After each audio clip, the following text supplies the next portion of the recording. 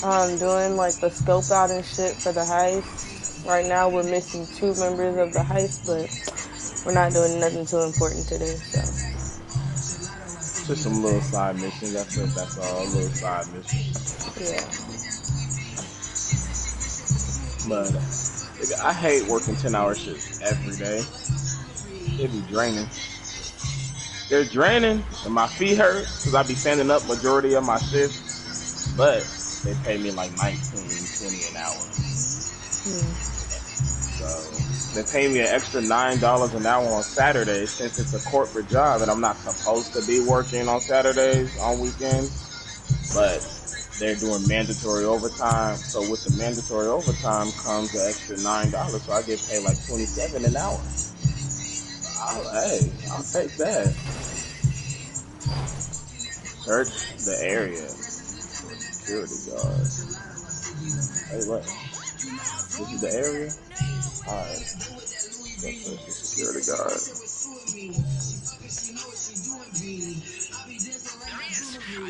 Found him.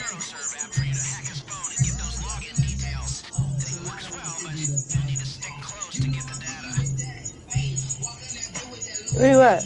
Upstairs? Oh. Oh, he's moving.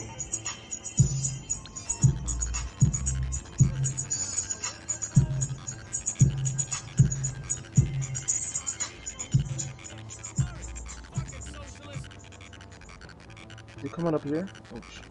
Well, I guess I am on full disability and social security, but I deserve those. Look at us walking with the same foot.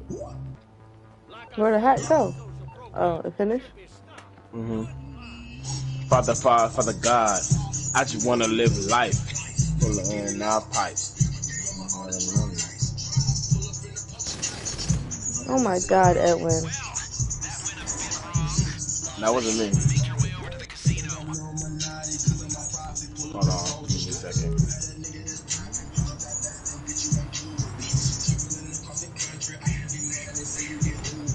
What?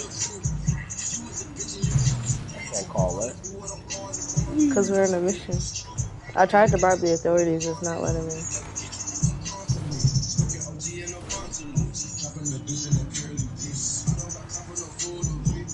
Just go to the casino, right? They're I could coming get this it. way. It's cool. The casino's the other way, anyways.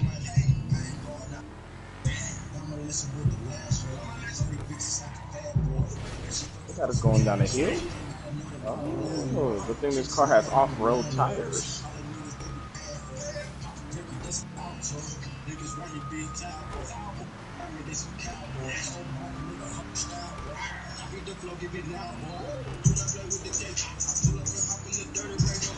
There we go.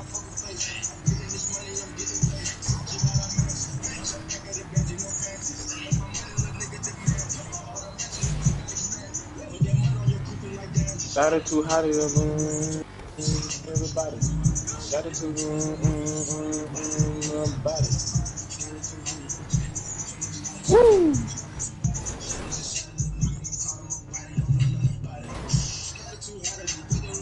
I meant to do all that.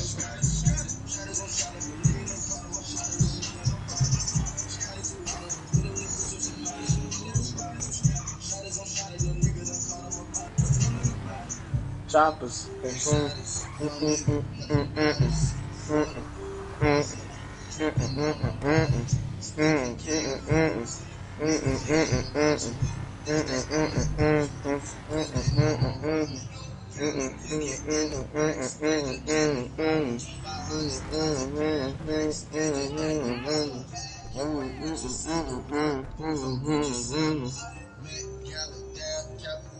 Abracadabra.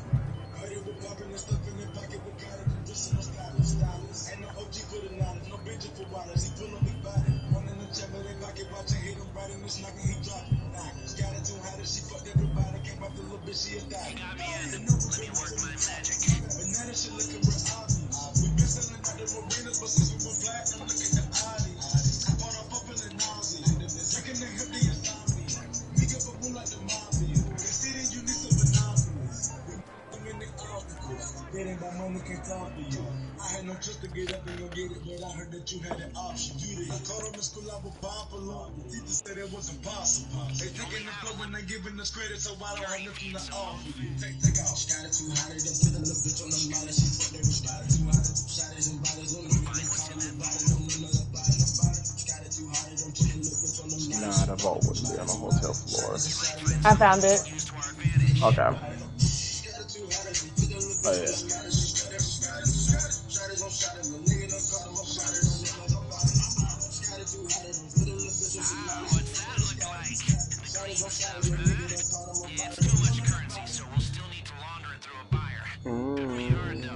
How do you identify something? Zoom in.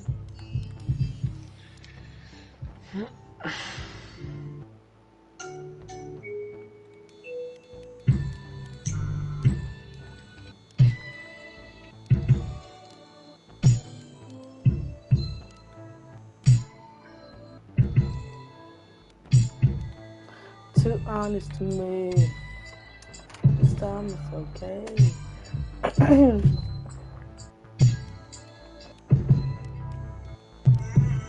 Too honest to me.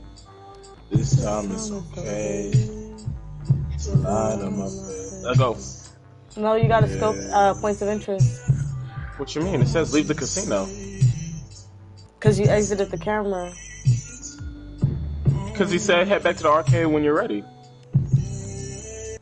You ain't hear him say that? Yeah. Interest to scope. That's what I'm trying to say. To make it easier.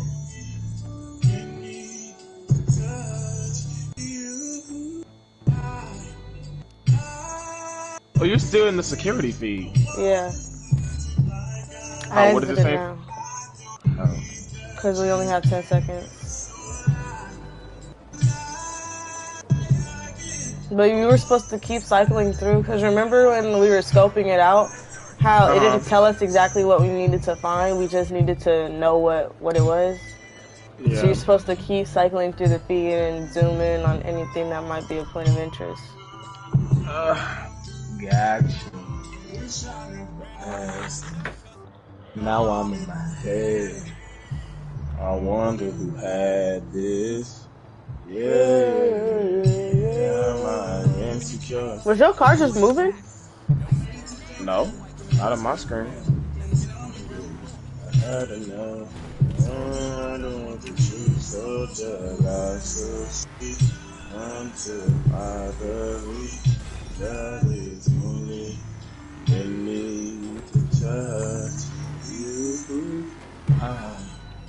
I pretend no one has had you like I do. I don't need the truth. Did you just break my window? Oh, my bad. No, I didn't. How'd it break then? What you mean? It's fixed on my stuff. Your window is broken. I can see now it is. And just went out the gun. I just broke it. Right now.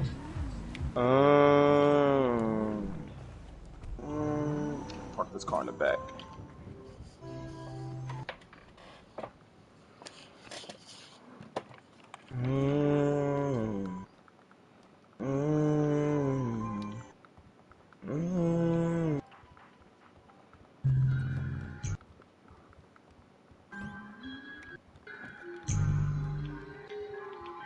While you doing that, I'm finna go get dressed. Just start the mission whenever you're ready.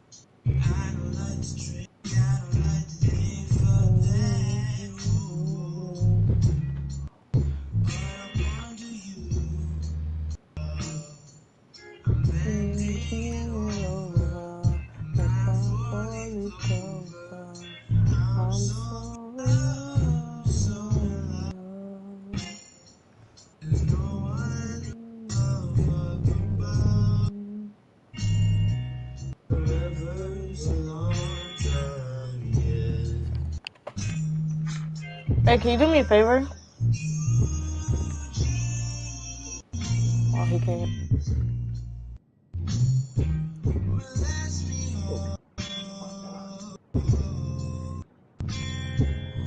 My life.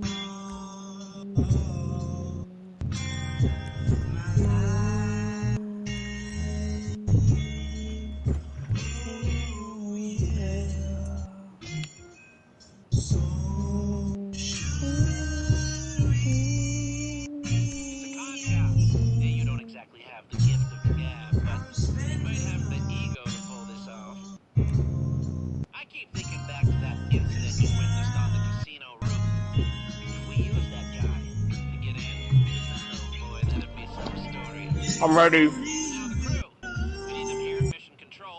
Ready? Can you see what I'm seeing? No, where are you? I'm in this cutscene. Oh, okay. But I'm at the bottom. Oh, I'm coming.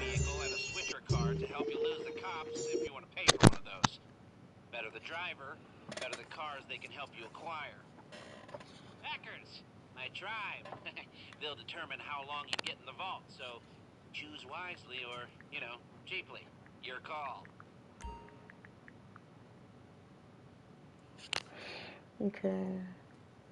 So.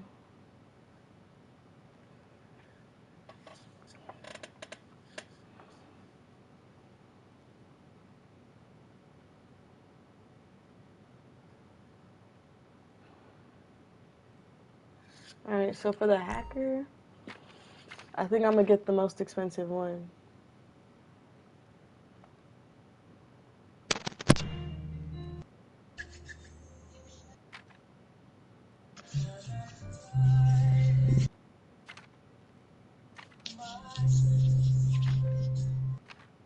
Under my crime.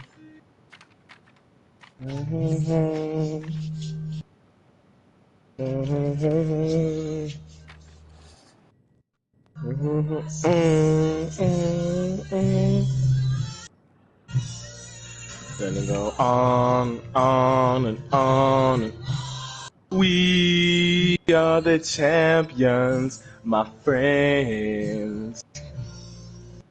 And we'll keep on fighting to the end. We are the champions. No time for losers, 'cause we are the champion of the world. Sing it, Queen. What's the main character's name in Queen? I forgot his name. Freddie Mercury. So.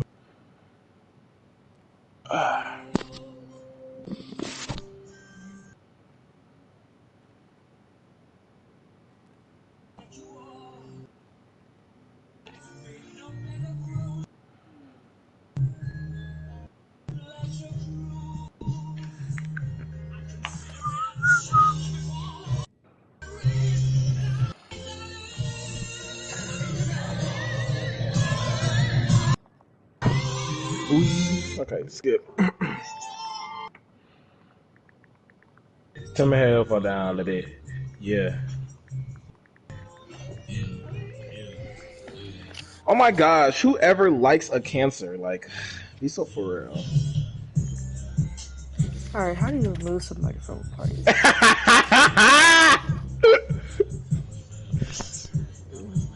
I think it's cool because it's real easy to remember your birthday. I like it when it's easy because I don't remember birthdays, and I like it when it's easy to remember birthdays. I like that because your birthday is like a day before my sister's. It's real easy.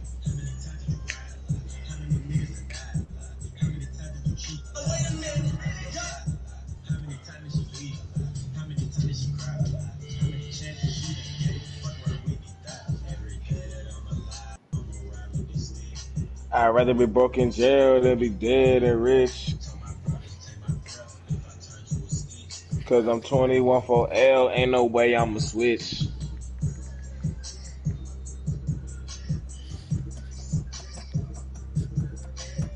Oh, okay. So it says in order to unlock the best hacker, I have to destroy 50 signal jammers around Los Santos. How long are you good until you leave? 15 minutes. Damn. Alright, so we're not going to be able to do that today. Nah, we can do that tomorrow if you don't work the morning shift. You probably are. I do work the morning shift. Man, I just knew it. Literally, the only days I'm available is Sundays for the whole afternoon. We're talking about that. A lot. I can just do it with CJ, though. I need his oppressor anyway. Do you have a way to contact him? Like his number? You need his Instagram? Yeah. I got you. How many times you cheat? How many times you lie? How many times you leave?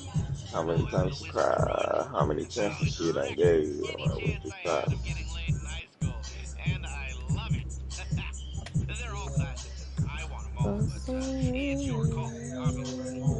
So drive 6.5.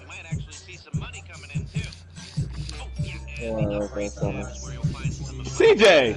You came just in time. Like, CJ, what? In time.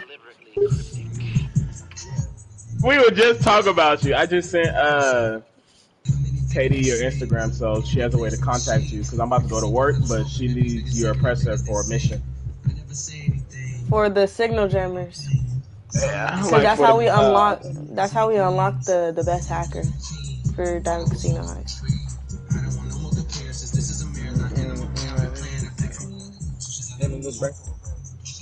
You sound like it. Goodness gracious. CJ, they what? How that work? You went back to sleep or something? CJ, you remember them casino missions? Like the one we were doing, like when we were shooting all them rednecks. They ended up getting me a car with a machine gun. Morse Mutual, we're here to help. Okay. Is that what that's called? Well, join our session.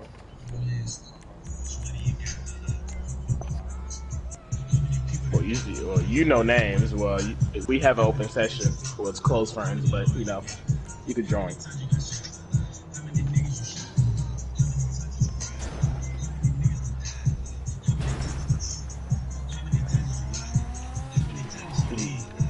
I know you saw that. That was a cool little time. I love seeing Katie try to get away because this is hilarious.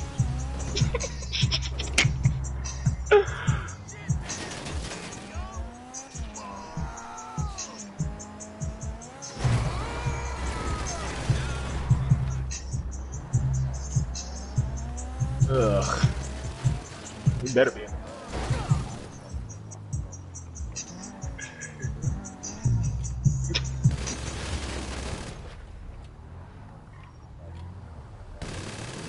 She makes him mad on purpose, though.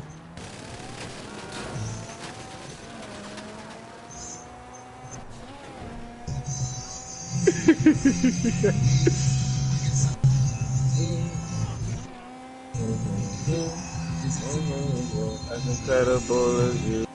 And it's a full-time job admiring all the things you're inspiring. Hey, Katie! Oh, you're supposed to go this way? Why Katie quiet now? Oh my gosh, Katie. She just... I'm running from you, nigga. Oh, I thought you was on a mission. No. I was like, where are we going?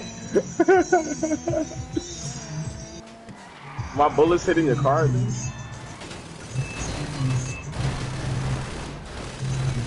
Actually, I need you in front of me a little bit. There we go.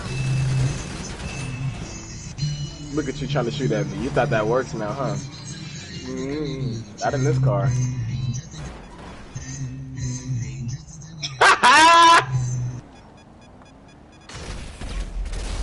Missed!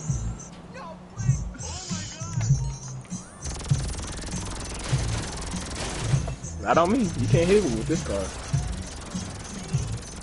You might as well get in your car, Katie, because that accuracy on it. Not in this car.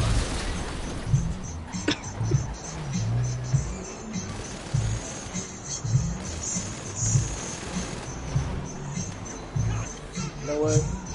I'm gonna take you like a man. We're on the same team, Katie. It didn't take you that long to realize you couldn't kill me. I wasn't trying to kill you. I was trying to blow up your car.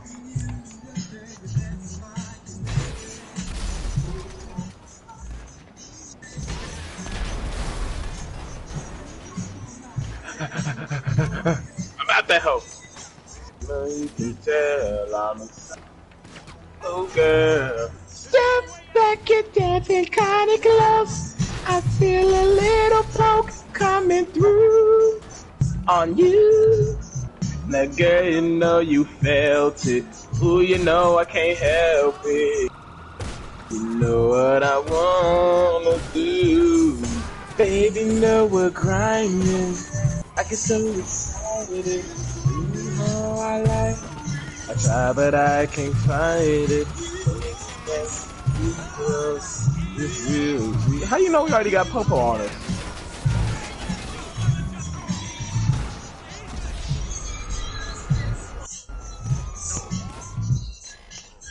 But yeah, we did the scoping out for the vault.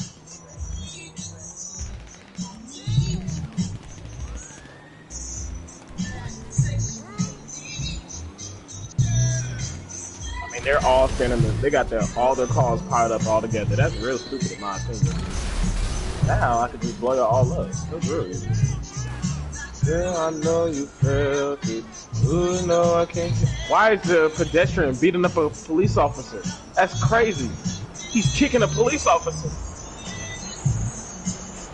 This is the funniest thing I've ever seen.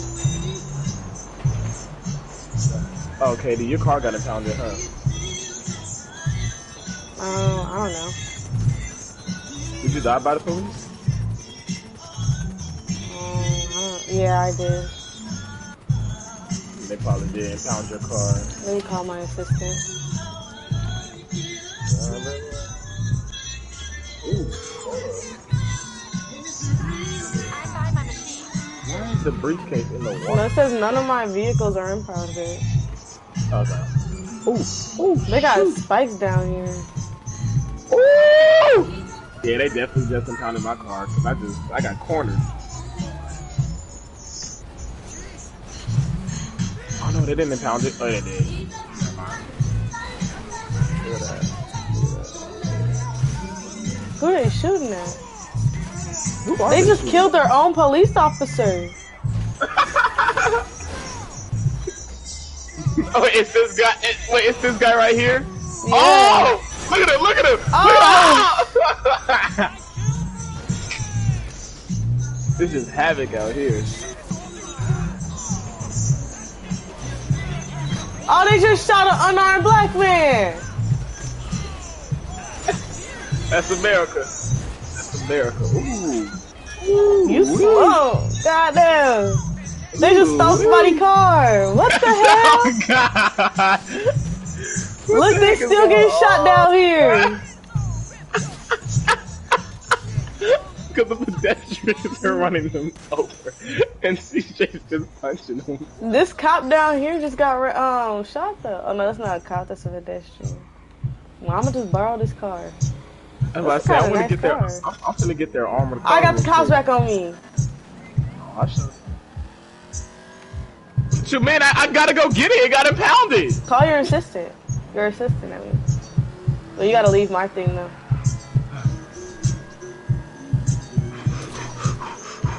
What time is it? Oh yeah, that's why you said you got a 65 leave. Gotcha. I hope I'm not too late to set my demon straight. I know I made you wait. Oh my goodness, I have such low health. I don't know why I'm even fooling with the cops right now. My bad. I'm trying to get my car, man.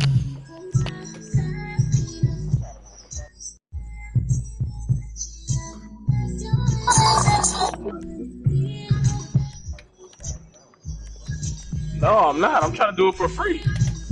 Ow! I died again. Do you love me? At least I ain't got the cops on me, so I can easily just pull up.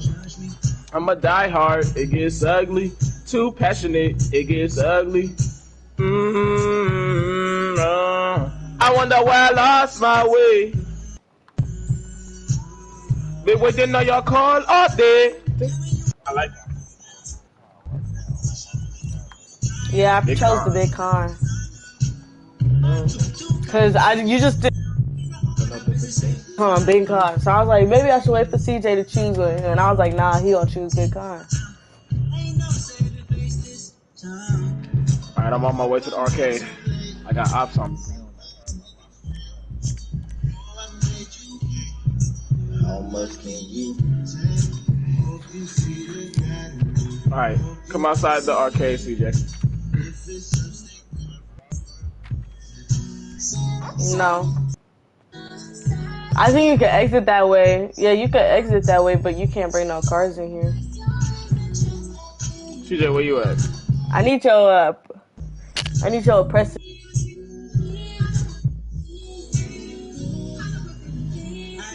My station. No, you don't. It's not a mission to destroy the signal jammers. You just gotta do it in free mode.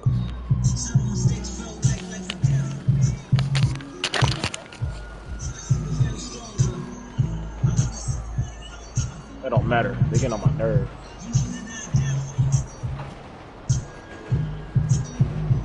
Oh!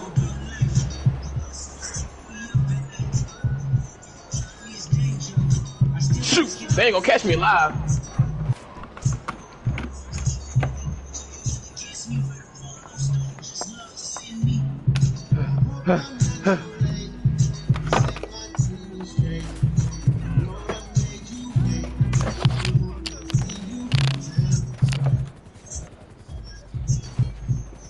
You got the cops on you, Edwin? No. Officer down! Officer down! Oh shit, I'm getting shot. Thank you. No. Man, that's a whole bunch of cops I just killed. That's a lot of them. I gotta get my laptop because my iPad dead. Hold up.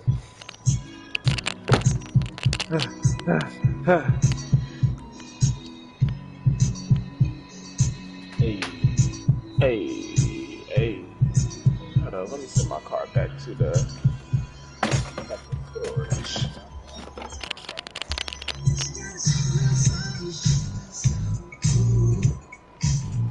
Alright.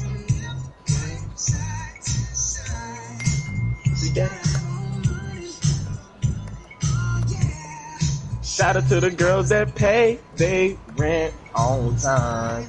If you ain't here to party, take your bag home. If you getting getting naughty, baby, here's my phone. Control command. I've been searching everywhere, and now here you are. I forgot how to. Chunky. Looking for them girls with the big old hoops that drop it down and Daisy Dukes. And the ones I'm trying to recruit. I'm looking at you, yeah, you, baby. Then let me hear you see I'm ready. You said what?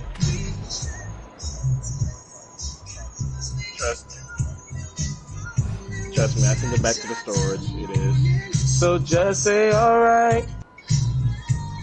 If you ain't here to party, take your bag home. If you getting naughty, baby, here's my phone. Slide with your boy to the car. Slide with your boy to the car. I've been searching everywhere, and now here you are. Oh, wait, what's that blue dot moving? Moving? Oh, it's the police band. Oh, yeah. They said, we need your help. You're supposed to steal. That's the people in the van. You're supposed to steal it. Oh. I always wonder what that meant. You're supposed to steal the van. Let me see how that. Oh shit, he made a right. Basically, you're gonna get the cops on you regardless. So. I wonder how much cops. I don't want to lose this suppressor though. You can spawn it back at any time. I just want to see what this is about. All right, let's go, lose the cops. You know where we'd be if this guy hadn't come along? Y'all ever be drinking, sitting down, and then all of a sudden you stand up and then it just hits you? Come on. Fuck. You said what? I say you ever be drinking, sitting down, and then and you don't really feel nothing until you stand up? Oh yeah. Cause I be trying to get up and I just be sitting right back down. I be like, ooh. I said, hold on, I didn't even notice I was drinking like that. This is some serious heat. Damn, this is a dead end. I'm trying to follow the train tracks and shit, but it's hard. I'd rather be with you, ooh, yeah.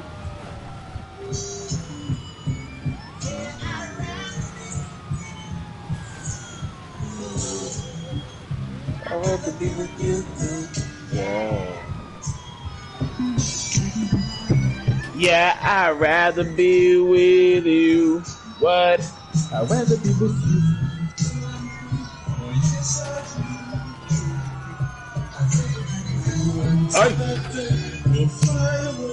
Bruh, TJ, you haven't seen me in a minute. My arms got so big. My arm got so much bigger since the last time you saw me. For real.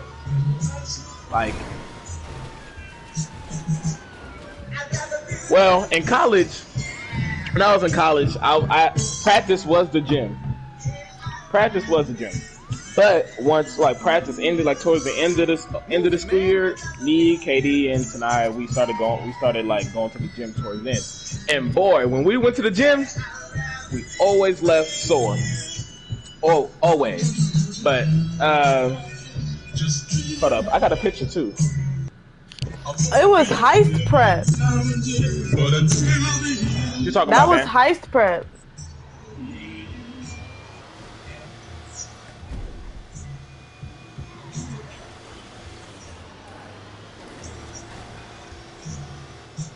They'll redo that though, right? Since I failed.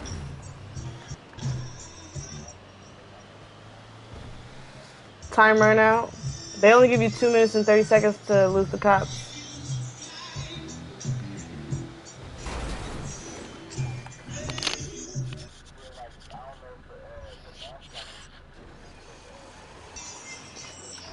Yeah, it is green. All right, now where your Oppressor, where does it say it's on the map?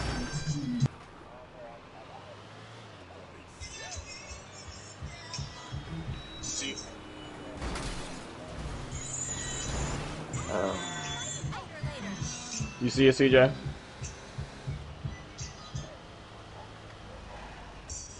Well, I say I'm about to go in like 2 minutes.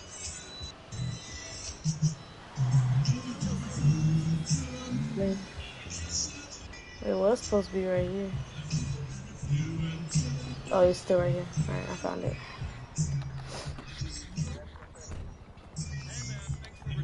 Oh yeah, like when I get a good pump in, my arms look huge, and I plan on making them bigger too. Huh? The gym? Hey, I don't know what it is, but we just gain muscle real fast. And my dad got me doing some old school workouts, bro.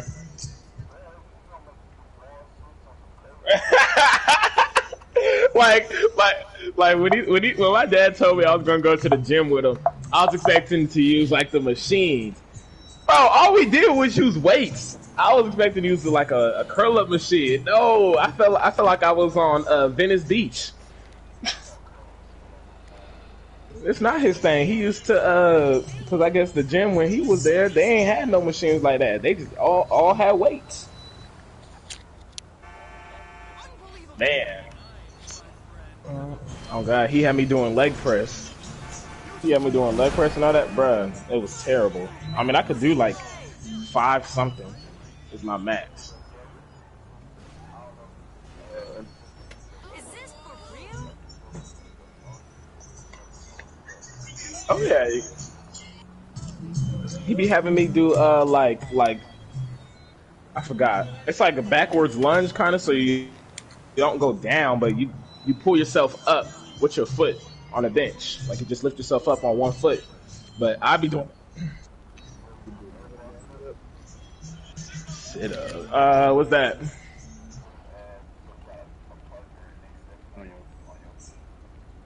While you're doing sit-ups and Ooh, I should do that. Who's 215?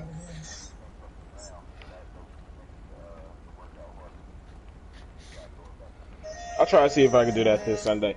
But I'm about to go to work. I'll talk to y'all. I'll talk to y'all later. I'm about to go to work. Later, Alright. y'all. Alright. Yeah, I did.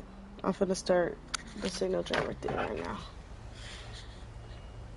So let's say there's one on the boat.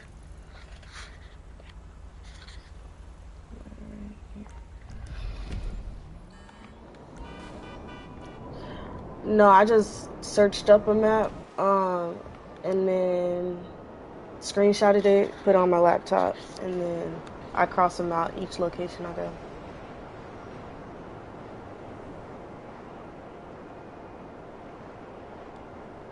Yeah, with the oppressor though, it automatically lock on when you like driving by. So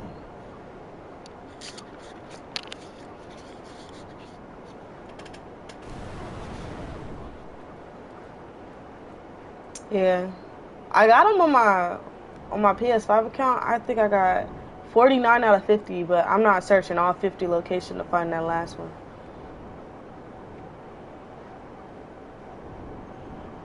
It is, but somewhere like I ended up like messing up, I guess. Where I couldn't find one.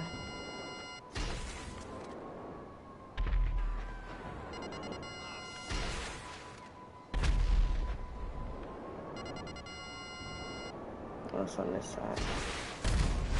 There we are. It says I already got 4. We're just gonna have to.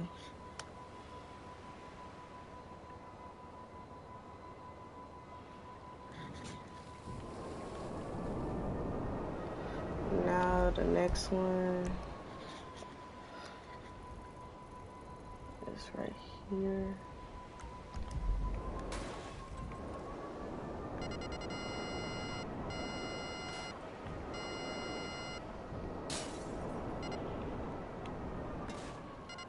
Also crime scene.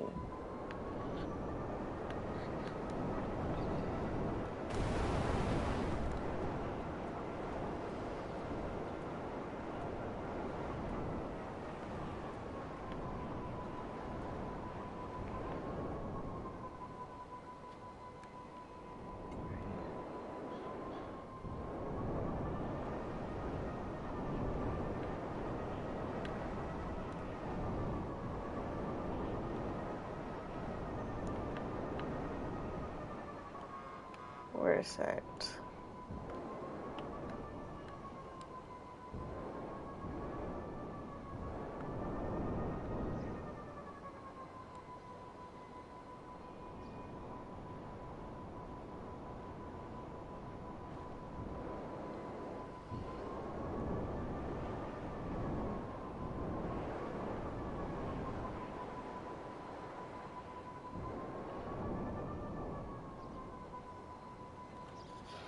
Gotta search this one up.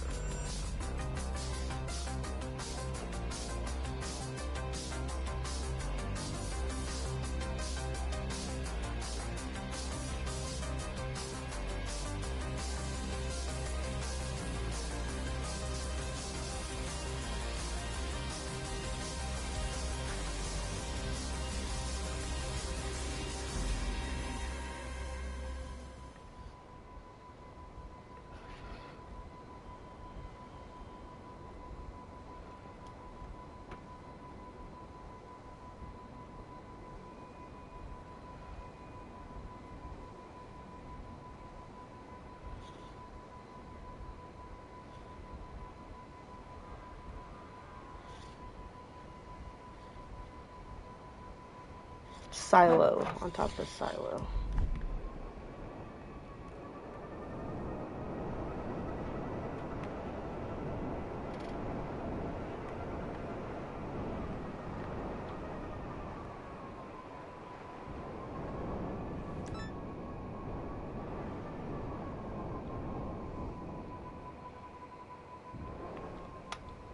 Wait, hold up.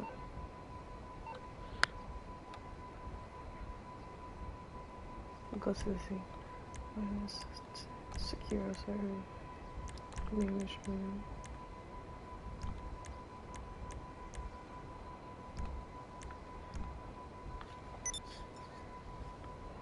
It says on top of the silo. I can't find it though. Every single penny. Hold on.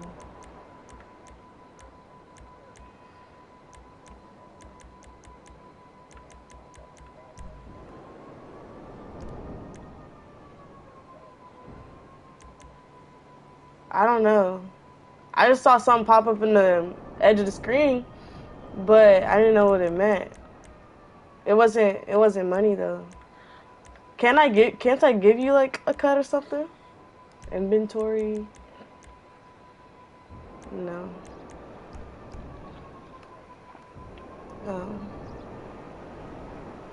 It says it's I cannot find this damn thing. Maybe I got it already, but I can't.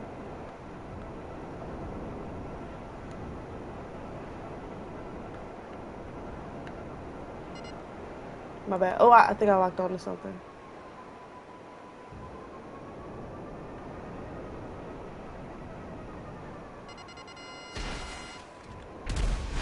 Okay, I found it.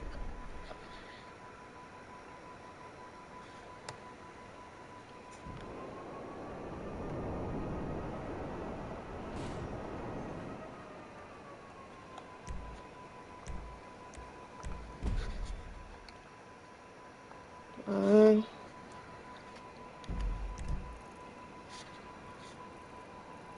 says the next one's right here.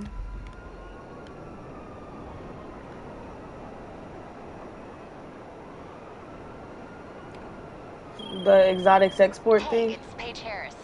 I work.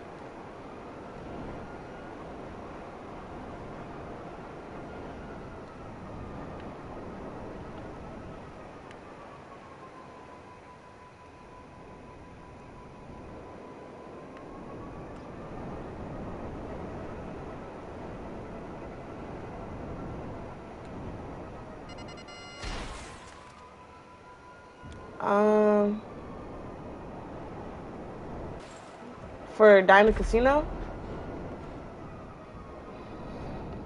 Yeah, I got I think it's the prison contract. Yeah.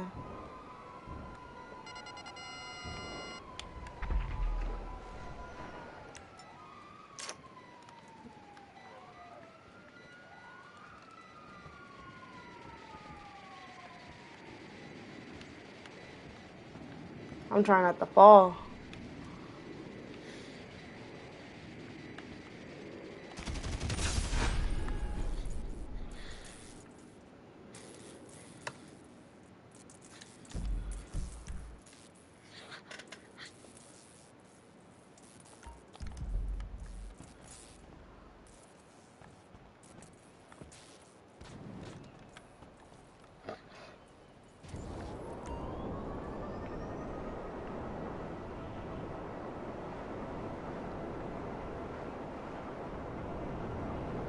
Now it says there's one on top of this building.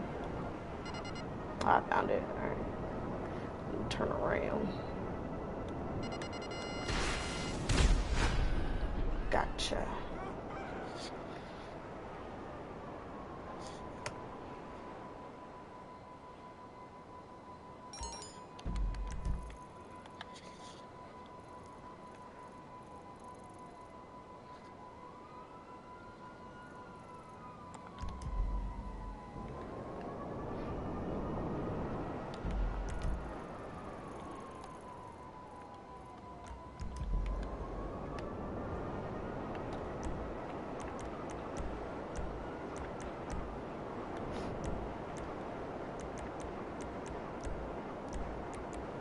No, I left because I didn't know if you disbanded or if you dismissed yourself yet.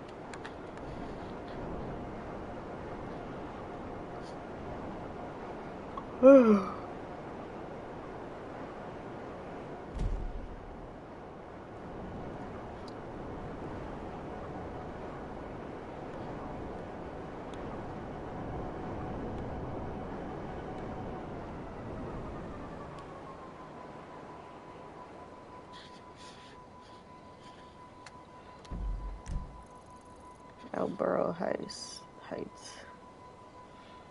Top of the St. Viagra Hospital building.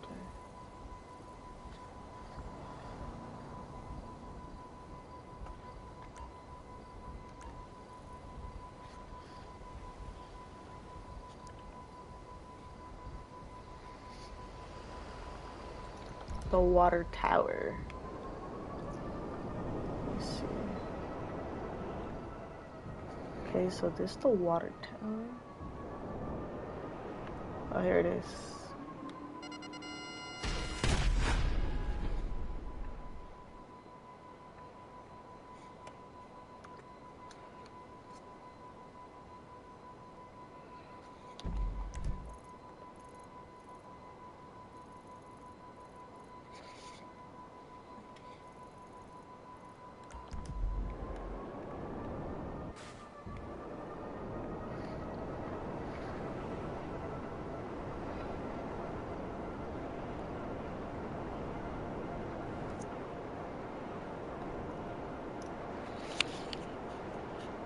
Oh, there's a gang attack that I've never done before right here. My location.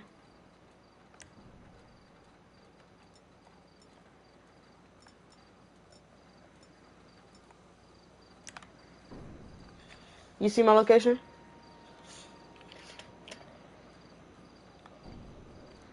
Mhm.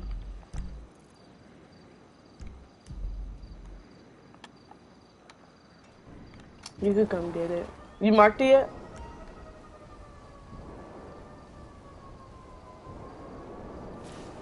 Alright.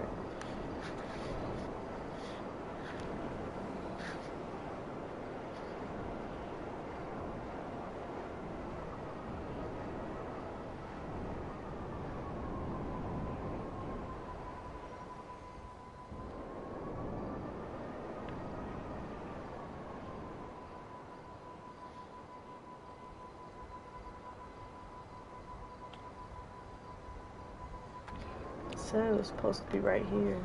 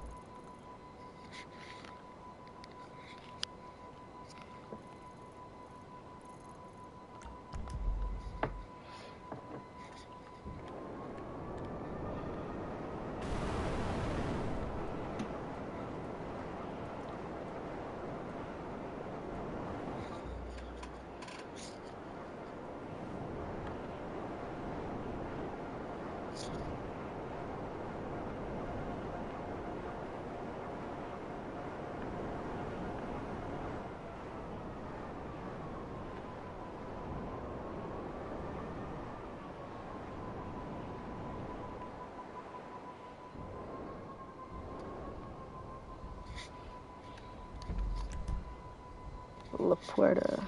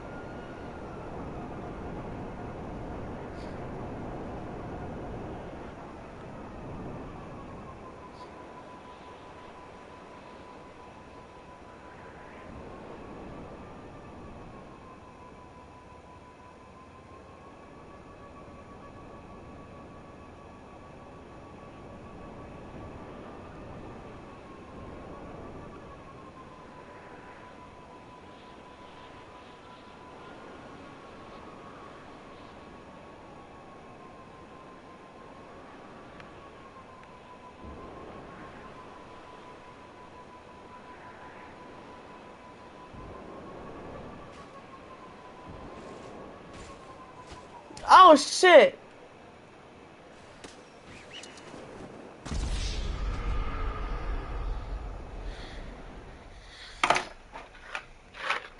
Whoops. I fell off the building. Yeah, far as hell.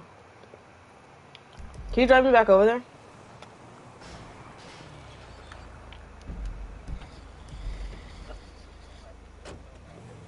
No, it's on the side.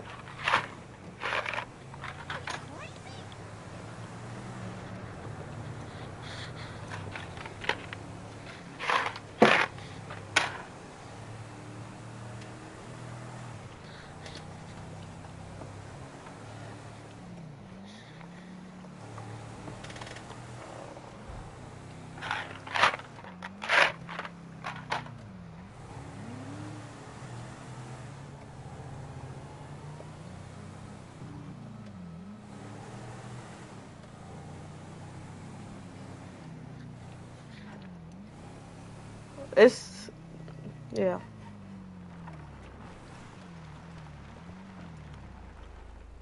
Where's your oppressor is?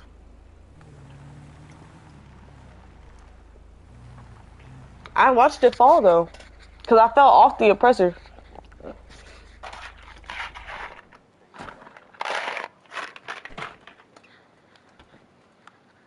This is a nice car.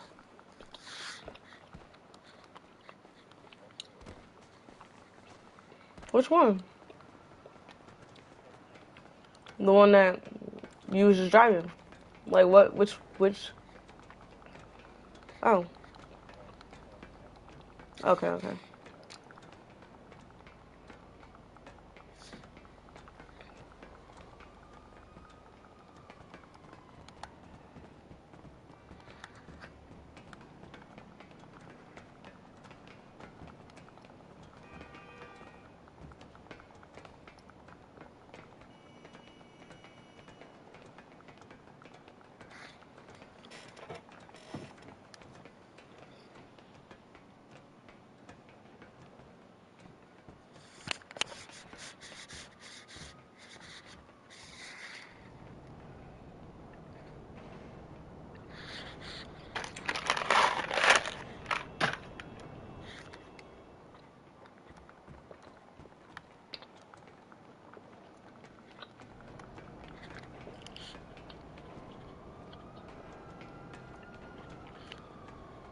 I actually used to sell apartments for $9.45 an hour. I had a wife and 2 kids that I had. And so our story begins. Before it's over, we hope you will never forget. It starts with a chance encounter. 3 hikers are backpacking their way through the densely wooded... You want to just jump down and you request it? Through the heavy brush, one of them would notice something bizarre hanging from the trees.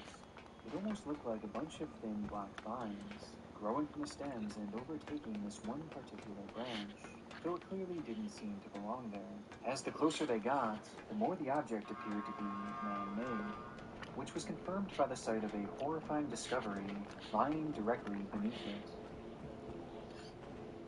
Dropped there in the middle of the woods was the remnants of a small aircraft, one that had been there for what seemed like years, judging by the rust and decay.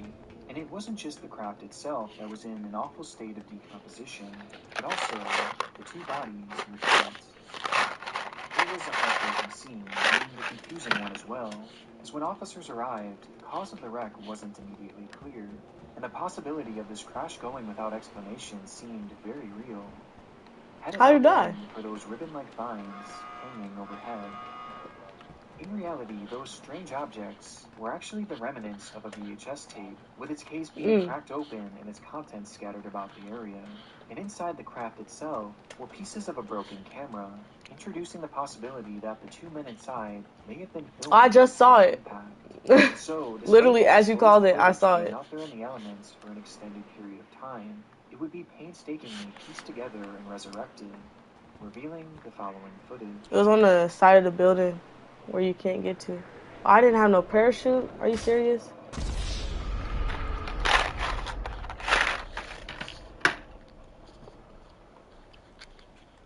On board the airplane had been 36-year-old pilot James Goodell, who had been taking his friend Ronald Willman for a flight from Granby to Jeffco, 2 regional airports in central Colorado near the foothills of the Rocky Mountains, which explains the breathtaking scenery that's so apparent throughout the footage. Throughout the 6-minute recording, we hear brief moments of monologue from James as Ronald sits behind him soaking in the view. Oh, look at that down there. On the left. Until this moment. The moment that, by many accounts from aviation experts, forever sealed the fate of the plane and its 2 occupants.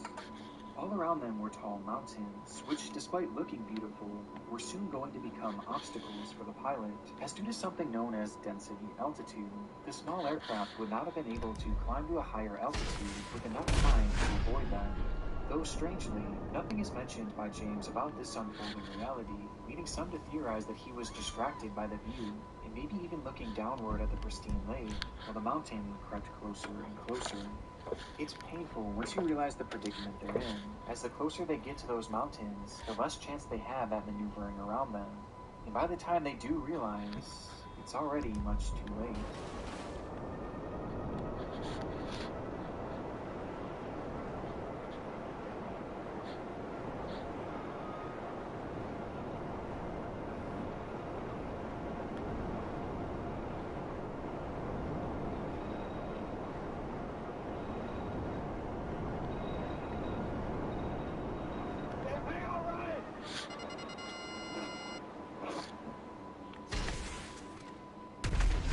Recognizing their plight of certain death ahead, James was forced to attempt a nearly impossible U-turn, which ultimately would stall the plane, sending them careening to the fast-approaching ground below, where the footage cuts out moments before impact, ending the lives of these two friends in an instant.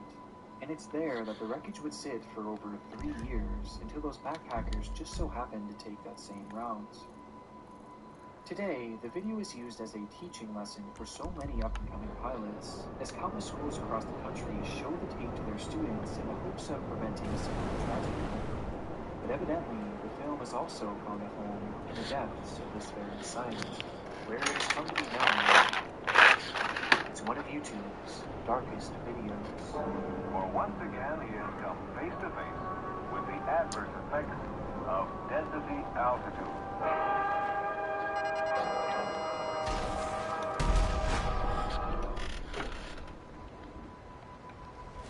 What are you still not so worried about the leadership? How did you sell out cable when Google plus Live TV has over 85 live channels plus access to Disney Plus and ESPN?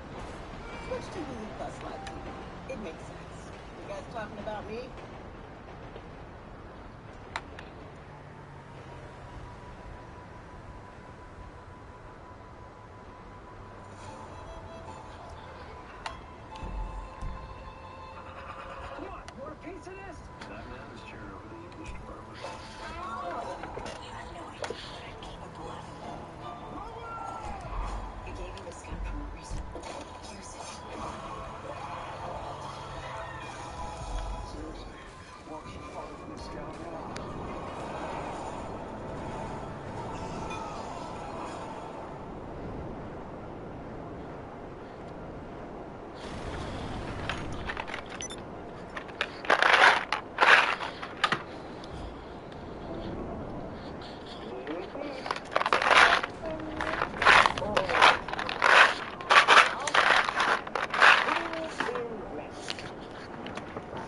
It was only the 22nd of December in the year 1990, but that didn't stop Vaughn Taylor from kicking off the holiday early, as he sat by the tree pulling out gift after gift and opening them in front of an old VHS camera. Behind that camera was Edward Deli, a longtime companion of Vaughn who seemed adamant on filming his friend's reaction to the presents. I don't know. How am I supposed to find out?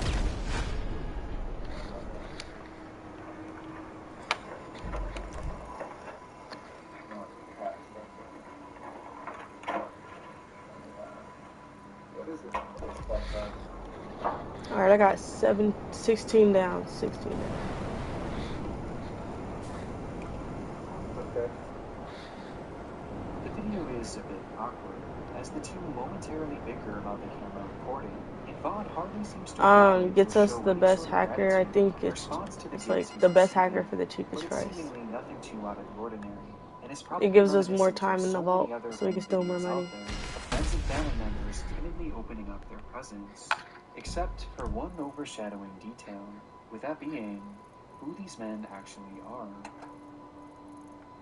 Before this video was taken, both Vaughn and Edward had served time in prison, Edward for arson and Taylor for aggravated burglary. And upon their release, it was hoped that the two were now reformed and would be able to live more lawful lives, which could not have been further from the truth. Almost immediately upon being released, Vaughn would call one of his friends to tell them that both he and Edward had plans to go into the mountains and, quote-unquote, shoot some people. And from there, they set off into the wilderness of Oakley, Utah. On their expedition, the two stumbled across various cabins where they would break in and either camp out for a while or just completely ransack the place, as in most cases, the owners of these cabins were long gone for the winter due to the inclement weather of the area. Though this wasn't true for everyone, as during the same time, the Tita family, consisting of Father Rolf, his wife Kay, and their two children, Lene and Trish, along with their 76-year-old grandmother, Beth Potts, had been staying in their cabin to celebrate Christmas together.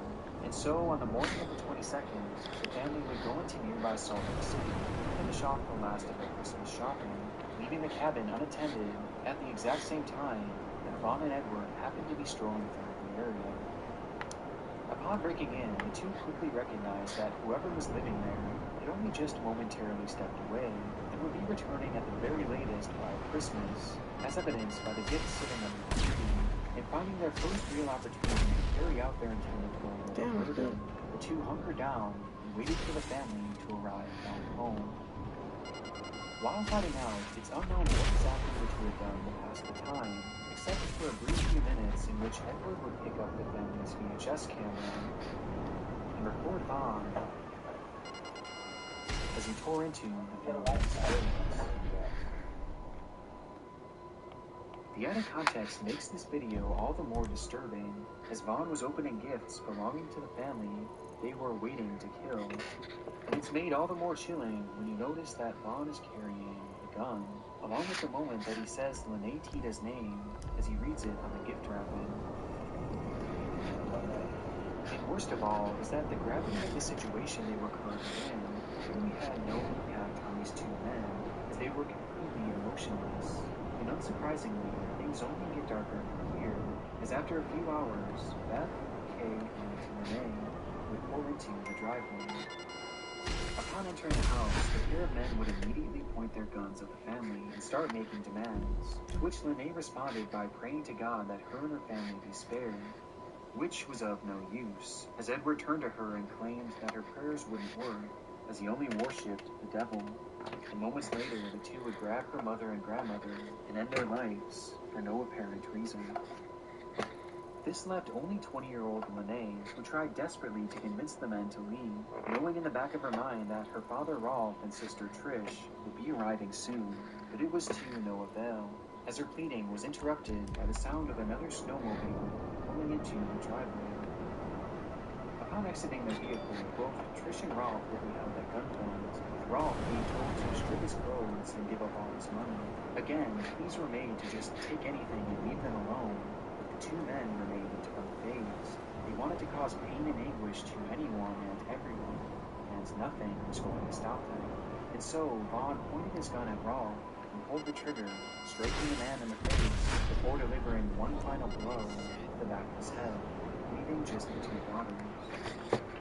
Having thoroughly decimated what just an hour before was a happy, healthy family, Vaughn and Edward would cover Rolf and the cabin in gasoline and set them on fire, before hijacking the snowmobiles with the two remaining daughters and driving away down the hill to a nearby road.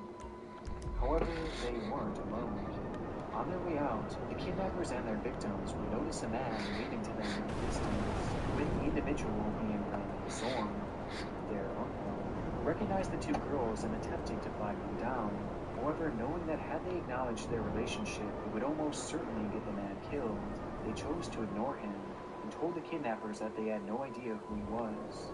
Sensing something was off, Randy would follow the group down the mountain, where the men were now loading into the family's car. He waved to them once more, this time yelling at the group to stop and even running after them. But again, the girls pretended not to know them, sacrificing a chance at being saved in order to protect their uncle. Confused by this bizarre encounter and apparent urgency from the girls, Randy began to fear that something bad had happened at the family cabin, which was only confirmed when he heard another snowmobile tearing down the mountain. On it was a barely clothed Rolf, who despite being shot in the head twice, set on fire, and his eyes being almost completely swollen shut, was somehow alive, and had managed to get on a snowmobile to find help. And it was there that he told Randy, "I've been shot, my wife has been killed, and my daughters have been kidnapped." Something that most likely saved the lives of those two girls, as the police were contacted and were able to quickly track down the vehicle, where the kidnappers would accidentally run it right off the road, flipping it over multiple times before crashing into a ravine. Quite shockingly, no one would be badly injured in the wreck, and following a brief shootout, Vaughn and Edward gave in and were swiftly arrested, bringing this whole nightmare to an end. When the dust eventually settled, Edward would end up receiving life in prison, while Vaughn, the man shown here opening the family's gifts, was sentenced to death, with both men reportedly being visibly shocked at the sight of Rolf when he showed up to court to testify against them. Rolf would later go on to make a full recovery, which definitely ends the story off on an empowering note, though the carnage left behind by these two men in the moments following this video make undoubtedly one of the darkest in sight.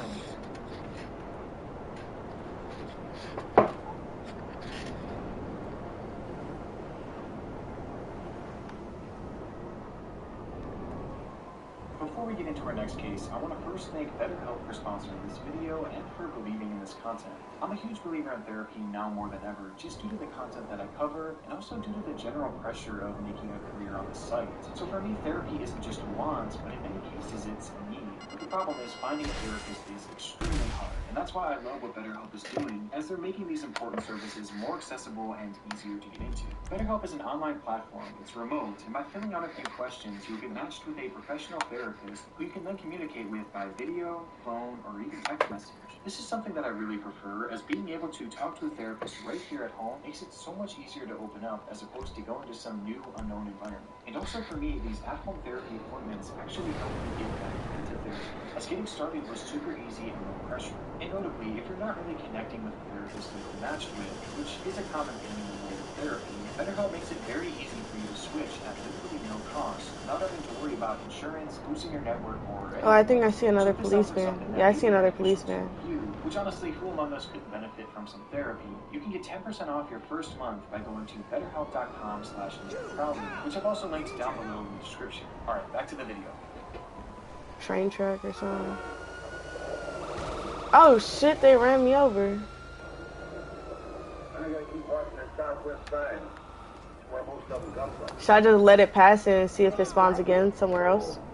The odds are way against it, even in weather like this. There's always a chance. I'll just try it now, and if I fail, I fail. As hail began to fall from the sky, And there's no stoplight, so it's kind of hard to get them. Because they don't stop unless it's a stoplight. As Joplin, Missouri is and has been notorious for No, it's the police van. massive tornadoes. And so, despite the fear of an impending tornado looming in the area, many just Only if I had an EMP launcher. Including a select few who even showed up for school, like Will Norton. The then 16-year-old had been attending I'm gonna just follow High them. School, which he was headed for that very day to attend an early morning tennis practice, only to be met by those extreme conditions, with Will later going on to describe the harrowing events of that day in a YouTube video titled I Nearly Died.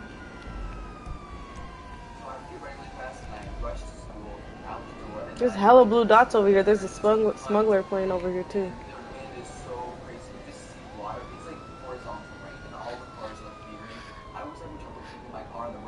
I drive a Hummer. This should not be happening. Anyway, I made it safely home, and I think I'm just gonna go take a nap the rest of my life because I didn't die. Oh my gosh, my The video was posted to his YouTube channel called Will the Beast 88883333, where he had found genuine success in the early days of YouTube, becoming a pioneer on what was then a brand new space, long before YouTubers were ever actually a thing. But throughout his entire channel, this upload was by far the most chilling, not just due to the brush with death he experienced that day, but because of the events that would unfold just 2 years following its release. The date was May 2nd, 2011, but for students of Joplin High School, they simply refer to it as Graduation Day, the day in which Will and his classmates would walk the stage into the next chapter of their lives. It was an event that Will and his family watched excitedly from the crowd before the moment was interrupted by the ringing of a tornado siren.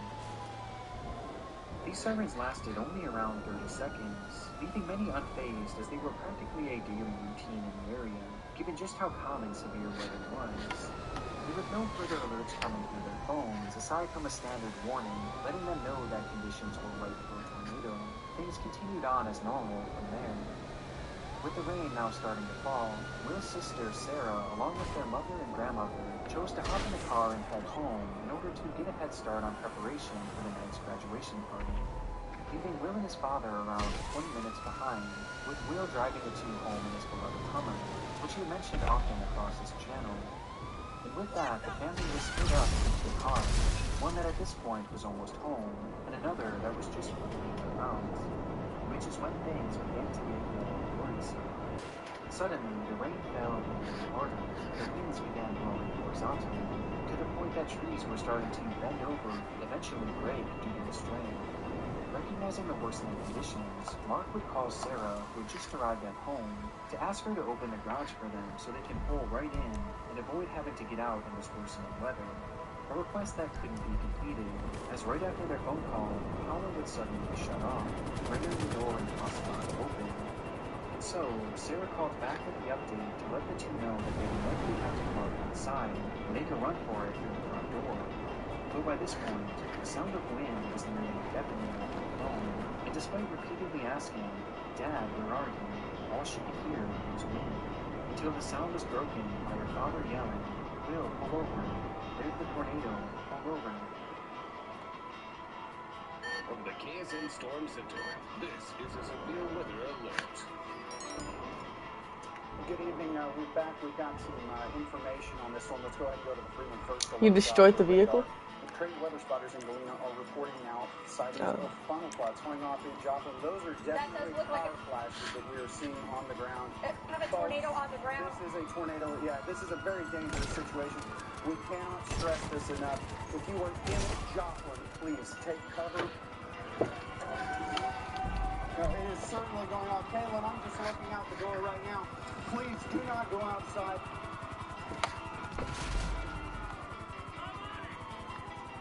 Towering in front of Willie's father was a massive 9-mile high tornado, with its winds gusting around 250 miles per hour.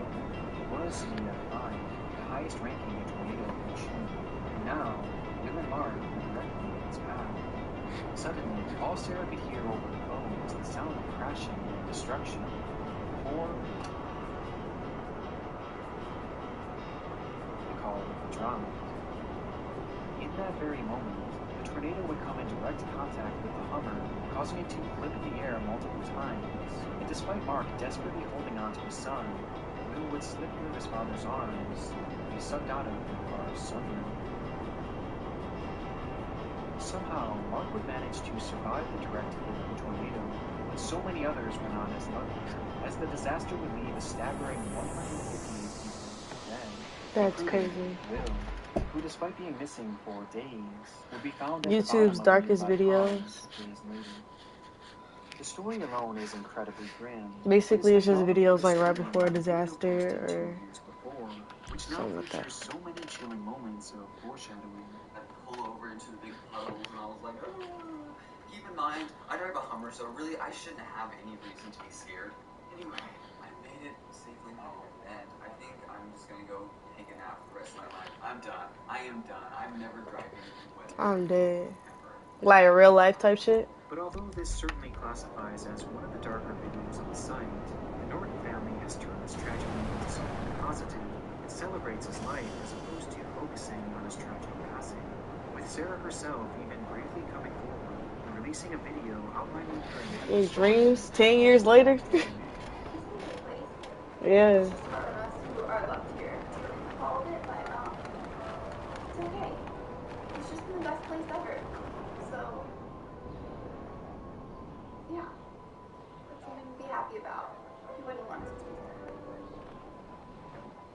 The time is getting closer and closer. The seconds are ticking. Excitement is building. I'm dead. It was said to be the party of the year, a celebration to say goodbye to 2008 and hello to a brand new promising year. It was New Year's Eve, the day where everyone is looking for a fun party to attend. And in Bangkok, Thailand, the Santika Club was the place to be. The event You been taking melatonin or something, or it just started happening like that? Behind and started fresh in this new year. And in preparation, That's promotional crazy. commercials would be shot and aired. Cause I know when I take melatonin and shit, my dreams be scary as hell. Like, cause at some point, like you can even ask Edwin this, when I was in school, at some point, like I was starting to confuse like my like reality and my dreams. Like I was walk up to Edwin and be like, "Remember you said this?" And he was like, "I ain't never said that in my life." This hype would translate into a large crowd swarming the doors to be part of this special occasion. And as the clock ticked closer and closer to midnight, the crowd only continued to grow. with it being estimated It's that scary. as many as 1,000 people were in attendance. At this point, very few videos exist from this night, though in the time since, 3 key clips have come forward that piece together the events which transpired once the crowd had gathered. Google At it. 11:44 p.m., with the big day only minutes away, this video was taken up close to the stage, showing not only the high energy of the night, but also the massive people crammed into this venue. This is on top of the Badger building. Okay, I see it. Some of these aren't locking on. Like, yo, person not locking on to them. Midnight was fast approaching, and the owner of the club had promised a spectacle that the city would never forget. Oh. So an idea was hatched. To give They don't regenerate? which would be lit and used during the countdown. Okay. You wanna... Let me see, hold up. Yeah, I'll come to you.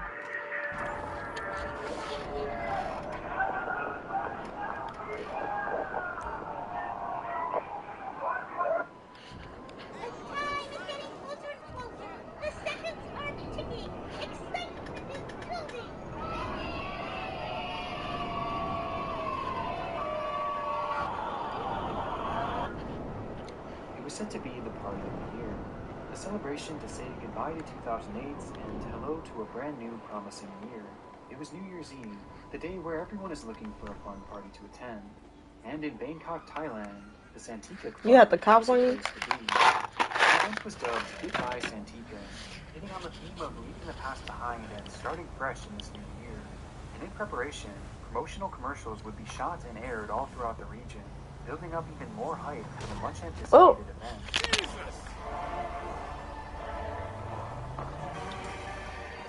Thank you.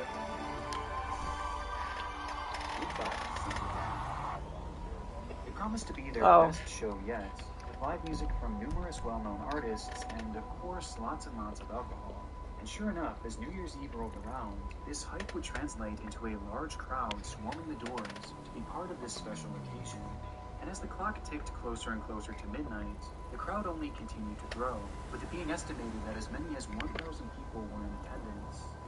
At this point, very few videos exist from this night, though in the time since, 3 key clips have come forward that piece together the events which transpired once the crowd had gathered. At 11:44 p.m., with the big day only minutes away, this video was taken up close to the stage, showing not only the high energy of the night, but also the massive people crammed into this venue.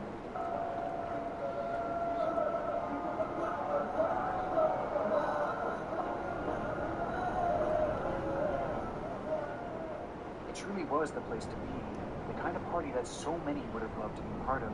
But this wasn't even the main event.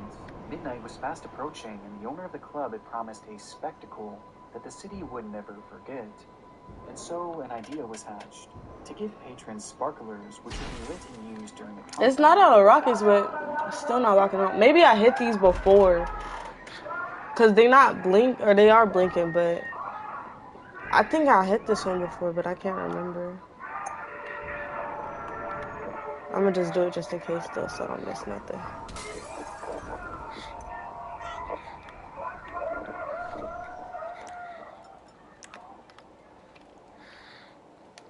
I just snipe it. After first showing a happy couple celebrating together, and then panning to the stage, where the performers were hyping up the crowd even more, and launching pyrotechnics of their own into the air, adding to the explosive atmosphere within the club. And finally, we have our third and final video, this one having taken place just a few minutes following the cell phone footage. Only this time, the cameraman was outside of the venue. When you're free to test your limits, you can push yourself to new heights.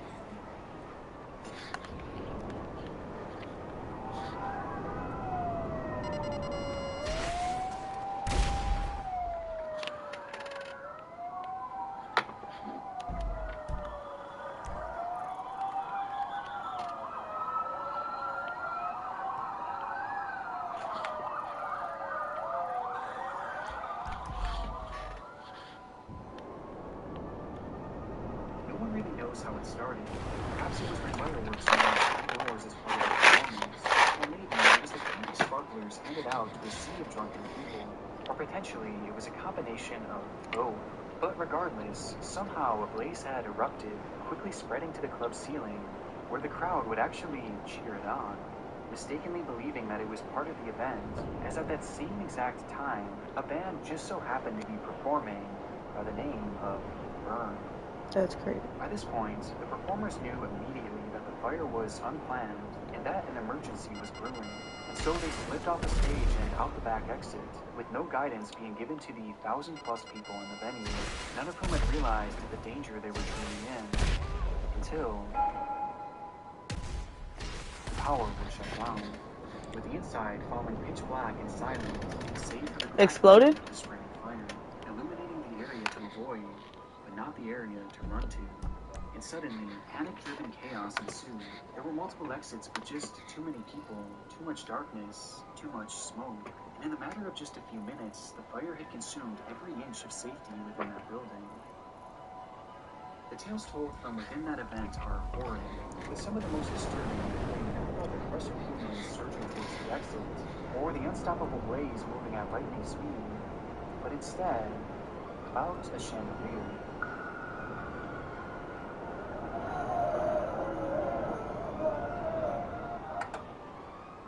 In the video preceding the disaster, we see briefly through the low-quality imagery a chandelier, the club's crown jewel, measuring in at a whopping 10 meters in diameter and weighing over a ton.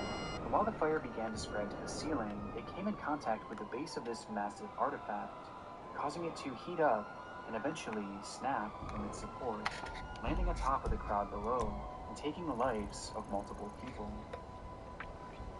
When the smoke eventually cleared on the catastrophe and the carnage was fully revealed, it would be announced that 67 people had lost their lives that day, with countless others being burned and disappeared, leading to the club owner being jailed for 3 years. Despite the true cause still being debated to this day, the video from directly beforehand shows just how lax the safety measures were, as even if they weren't the direct cause, giving sparklers to 1,000 drunken people indoors was just a disaster waiting to happen. And in the end, the party truly did live up to its name, Goodbye Santika, as the club was burned past the point of recognition, and now sits as dark as the videos surrounding it. I hear it, but I don't see it.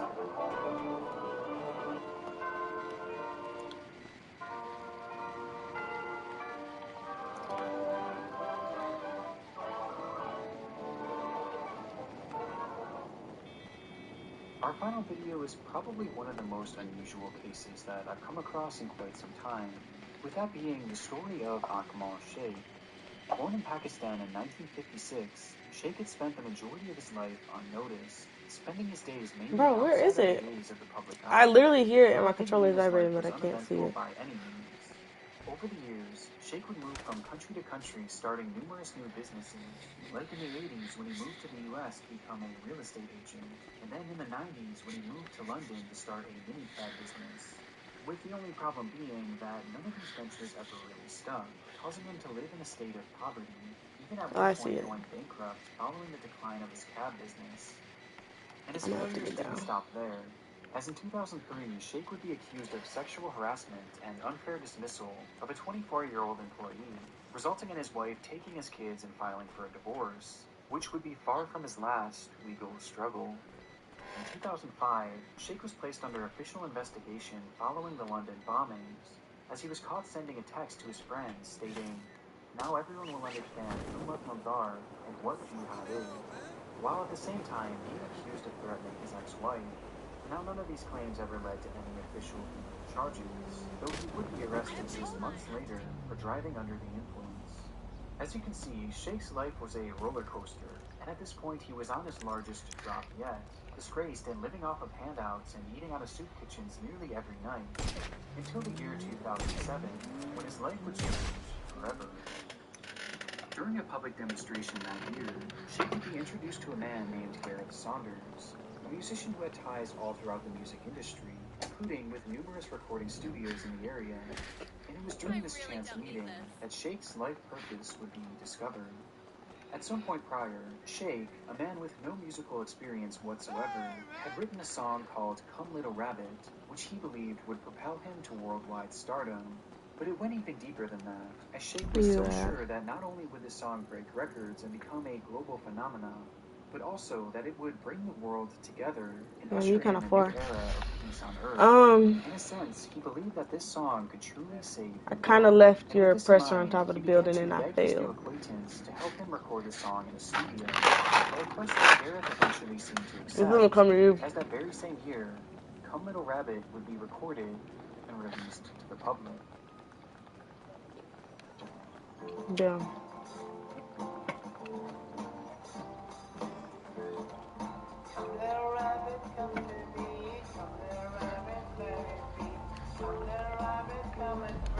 Oh, God! Oh, damn it! Dick!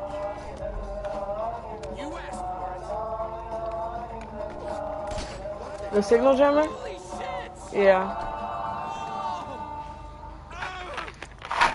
As you can probably tell just based on how things are going so far, the song did not perform as intended, and sadly I think I'm almost at 30. together in harmony upon its release, likely because the song just wasn't very good. The sad reality of the situation was that Akmal Sheikh was a very mentally unwell man, and these big dreams that he had throughout his life were, in most cases, more so delusions. And though we don't know for sure what exactly he was suffering from, I don't think so. described his behavior Where? as being on par with severe bipolar disorder. That's the wrong building. Come Little Rabbit was the latest example of his struggling It's this building. representing a point in which he detached his furthest from reality. And sadly, it was this very song that would drive his life to an even lower point.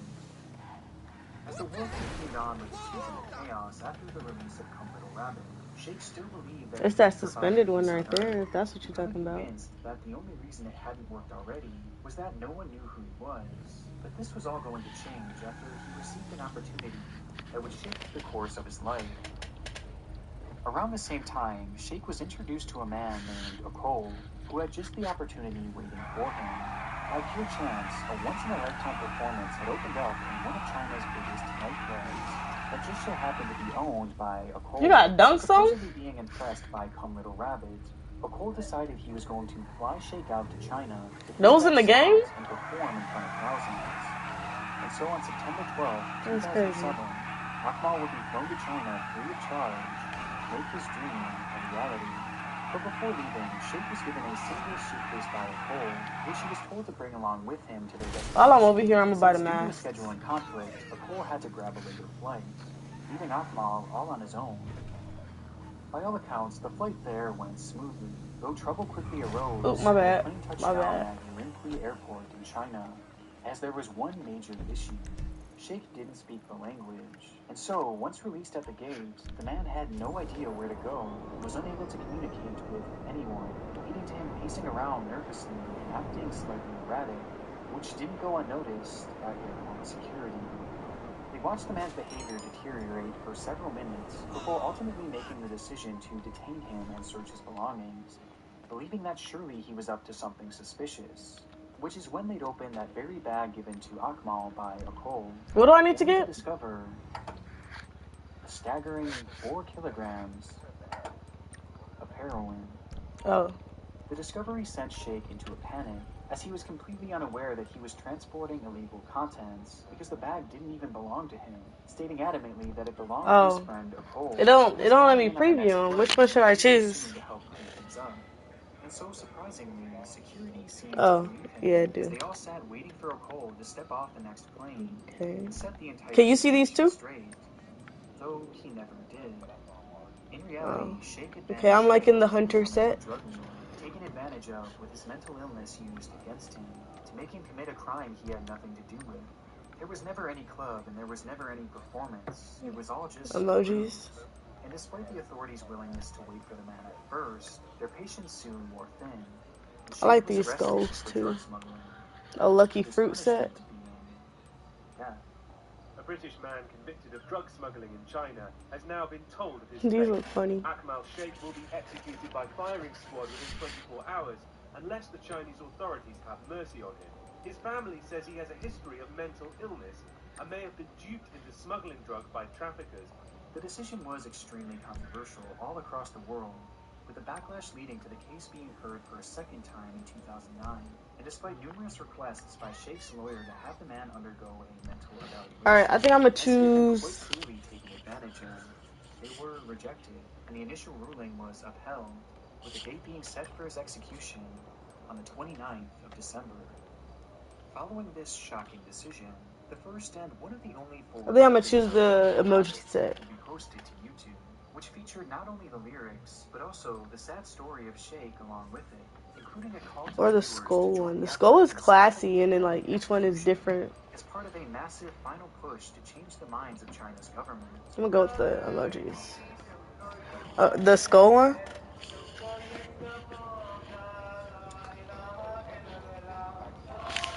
Yeah. And it low-key go with the suit, you know? Alright. I chose the skulls. Juicing is for winners, friend. So what's wrong with you? But it was no use.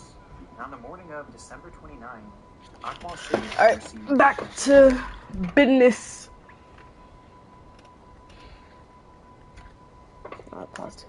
with China supposedly walking back their plans to execute him via firing squad. Though either way, the man was dead, and his body would never be returned.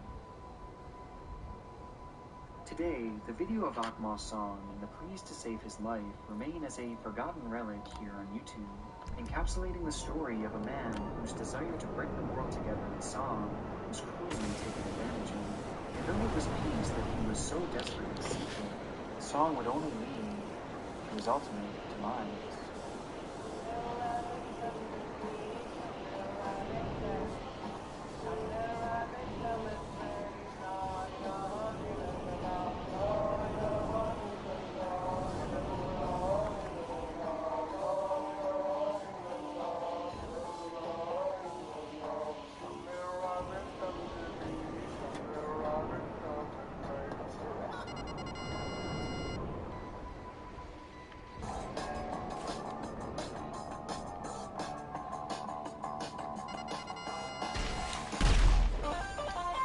Yeah, I'm at number 30 now. Let me put on a new 20. Hey, coming up next, are you a budding movie maker learning, looking to strut your stuff? We'll show you where to upload and share your videos for the world to see coming up. Right after this break, stay here. Hi YouTube, this is Jen Steve, co-founder of the site. That's for free and have be able to do a bunch of different things with them. YouTube.com is the best place that I've been able to. Want to know more about YouTube? Alright, so here we are on the elephants. Congratulations on passing 100 votes.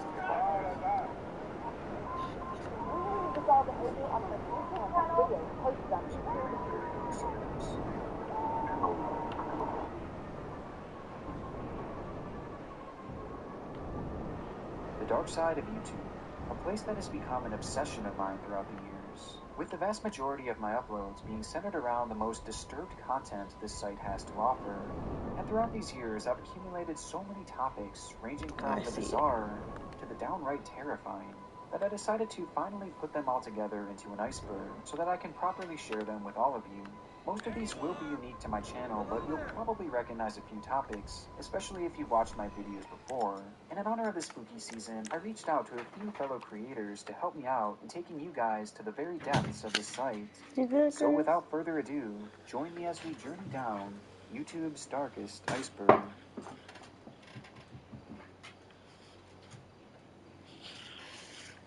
Level 1, Clear Skies. For this layer, I'll be taking you guys through some of the videos and channels that truly terrified me when I was growing up, way before I ever dreamed of becoming a YouTuber. With my more complex darker and darker as we go, at least in my own personal opinion, until the very end, when I'll close the video off with the content here on YouTube that truly terrifies me today, which I consider to be the darkest on the entire platform. The Real Screams of Hell.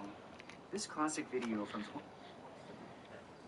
Evan reportedly shares an audio clip from a Soviet experiment in which a team of researchers drilled a hole as far as they could into the surface of the Earth. However, upon reaching 14.4 kilometers, the drill suddenly broke through into what seemed to be a large pocket of open space and air. Immediately, the temperature at the site of the drill tip rose to a staggering 2,000 degrees Fahrenheit, but that was far from the most unusual discovery, as immediately the scientists began to hear the faint sound of screaming emanating from the small opening in the earth. So curiously, they lowered a heat-resistant microphone into the hole, and this is what they recorded.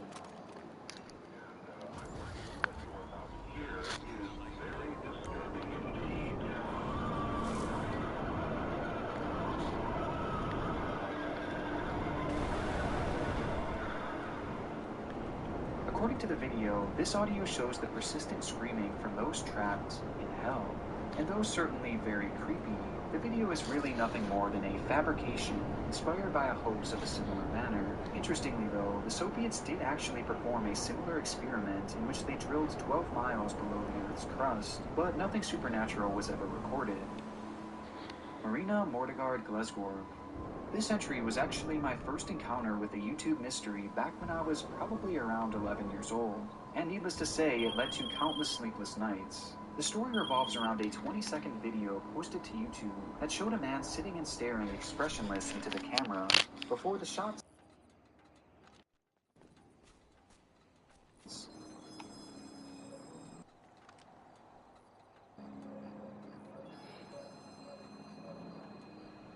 Aside from being slightly off-putting, the supposed full version of this video is said to be cursed and have horrific effects on whoever views it. According to the legend, this is only part of the actual video. The full video lasts 2 minutes and was removed by YouTube after 153 people who viewed the video gouged their eyes out and mailed them to YouTube's main office in San Bruno. The video itself was only viewed by one YouTube staff member who started screaming after 45 seconds. The man is under constant sedatives and is apparently unable to recall what he saw. The other people who were in the room with him said all they could hear was a high-pitched drilling noise, but none of them dared to look at the screen. Supposed videos of this full version have found their way to YouTube over the years, and though they too are quite creepy, it's not hard to tell that this is just another internet myth. They even went on to identify who this man actually was, though I wish someone would have told that to 11-year-old me. Levitating girl in the woods. While on a walk in an unnamed forest in Russia, a man's dog suddenly bolts off, uncharacteristically running away from its owner and failing to listen to his commands. And upon chasing him deeper into the woods, the owner comes face to face with a bizarre scene.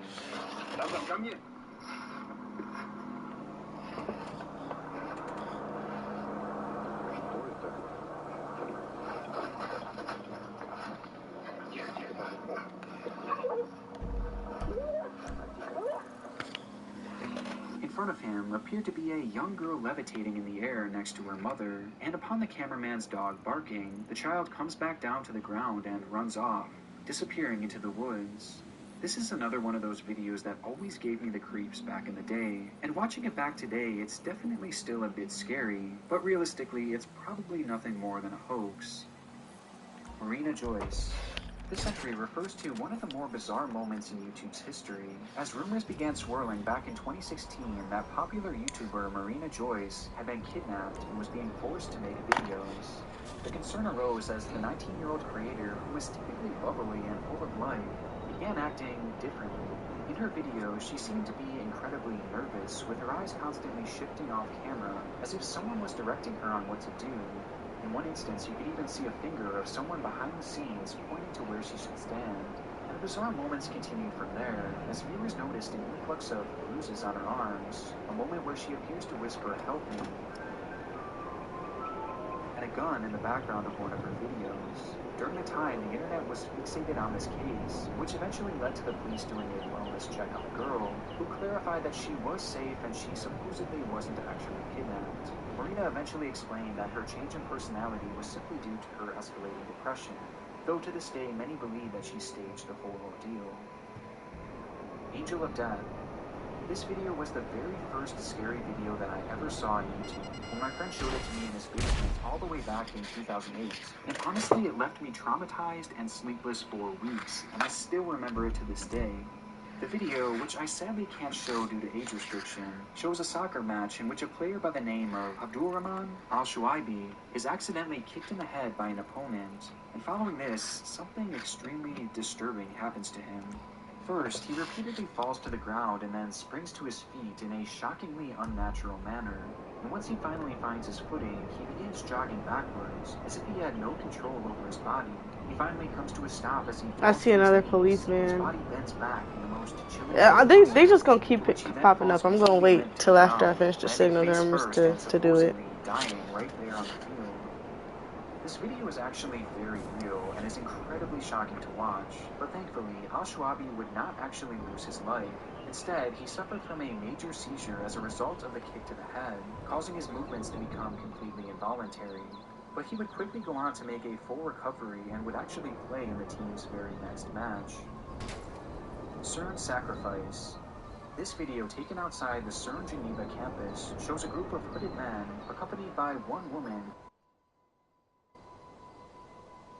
The men then surround the woman who lies on the ground in the middle, as one man approaches her with a knife and proceeds to stab her, much to the shock of the person recording the ordeal.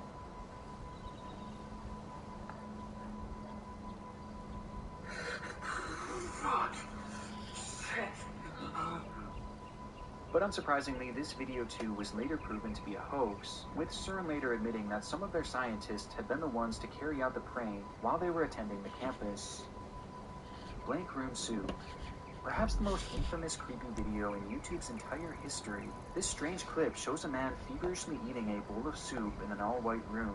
A strange figure in a horrifying costume then approaches the man from behind and begins to console him, before another figure appears in frame. The two then rub the man's back as he begins to cry, while off camera you can hear the faint sound of laughter.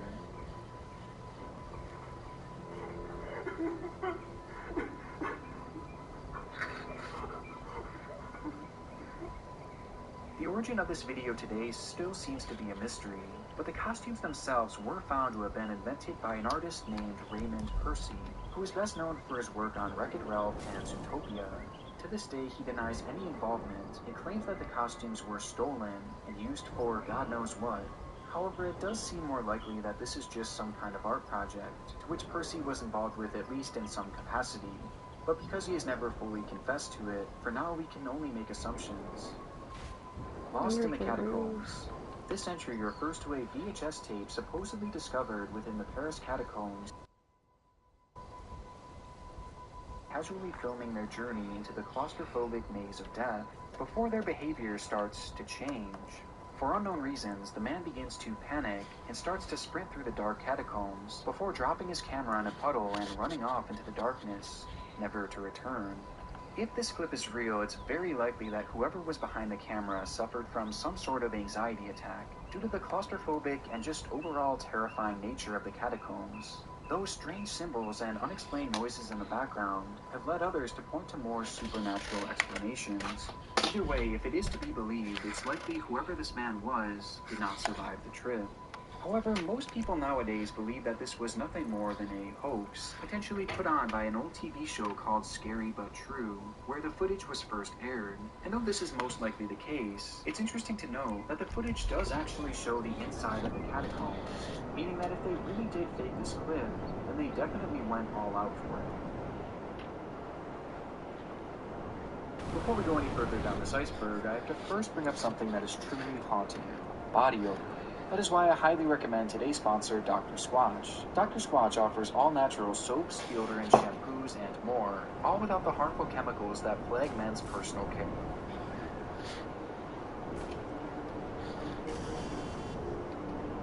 Tier 2.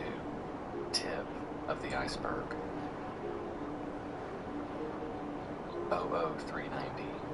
00390 refers to a YouTube channel that has been active for over half a decade and continues to post to this day.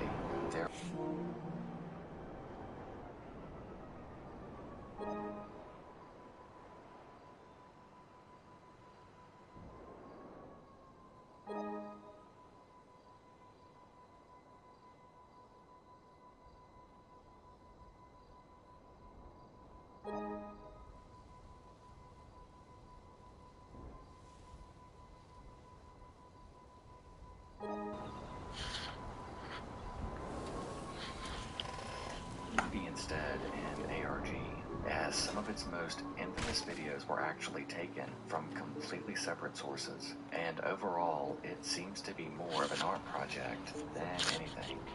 But at the end of the day, we really don't know for sure what its origins are. Blood Soup, Svartsapa, 1995.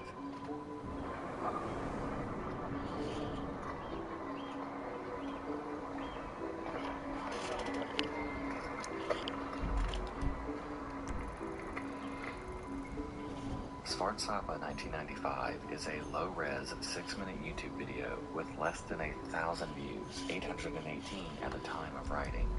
The video begins with what seems to be a sketchy blood drive taking place in an unknown location, where all of the blood collected is put into one big pot. The ingredients for a dish known as Svartsapa are then flashed on the screen, which include the word blod, the Swedish word for blood. We then see the blood taken from the participants mixed in a bowl with the rest of the recipe to create what is essentially human blood soup. The camera then cuts to a scene within a pub where the soup is being served and then eaten by a table full of people. While it's quite uncomfortable to watch and leaves us with many questions, the video is actually nothing more than an art project carried out by a man named Palle Thorsen. Though that doesn't mean that it wasn't all fake, as part of this performance actually did entail eating the actual soup, which is more disgusting than anything else. New DPRK. New DPRK is a channel that was created back in 2019 that supposedly shows what life is like in North Korea. Each video paints the country as a utopia, filled with happy citizens and a thriving economy, which is quite the contrast to what most of us know about the region, and that's entirely by design, as in actuality, the channel was quite literally created by the North Korean government.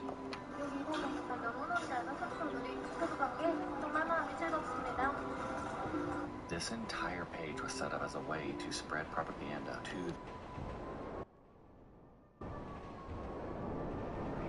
whose citizens are subjected to an incredibly harsh existence. And overall, it's very off-putting seeing how normal some of these videos are, despite how dark their reality is behind the scenes. Bizarre fetishes. This is a strange one. YouTube is an extremely diverse platform that is home to all sorts of niche communities. Most are fairly normal, but the deeper you dig, the stranger and darker they seem to become. For example, take a look at this YouTube channel called Amputees. All of its videos are uploaded of people who have had amputations, along with a favorites playlist, all containing dozens of other clips showing similar content. Even have hundreds of thousands of views on them, leading to the question, why? Well, this is actually an account that seems to be dedicated to some sort of amputee fetish, with a scientific view to consuming this material in a sexual way. And though there's nothing wrong with finding someone with an amputation attractive, this fetish seems to go a bit deeper than that, as on this page, it's raining. Actual amputation surgeries, which are also being viewed sexually. Kanye West Suicide Song. The Kanye West Suicide Song alludes to a leaked track by Kanye called Never See Me Again. The song features a sample of Futari Dake No Ceremony by Yukiko Okada, a Japanese singer who committed suicide in the 80s at the age of 21, who Kanye had been studying, even going as far as moving to Japan working for this song. And to go along with this dark cycle, Kanye's lyricism seems downtrodden and almost defeated, repeating the lines, "It'll be a long time before you ever see me again." Adding to the story, this came during a time in Kanye's life where his mental health had supposedly reached a breaking point and was said to be the lowest time of his life. And given the lyrics, the sample, and the context within his own personal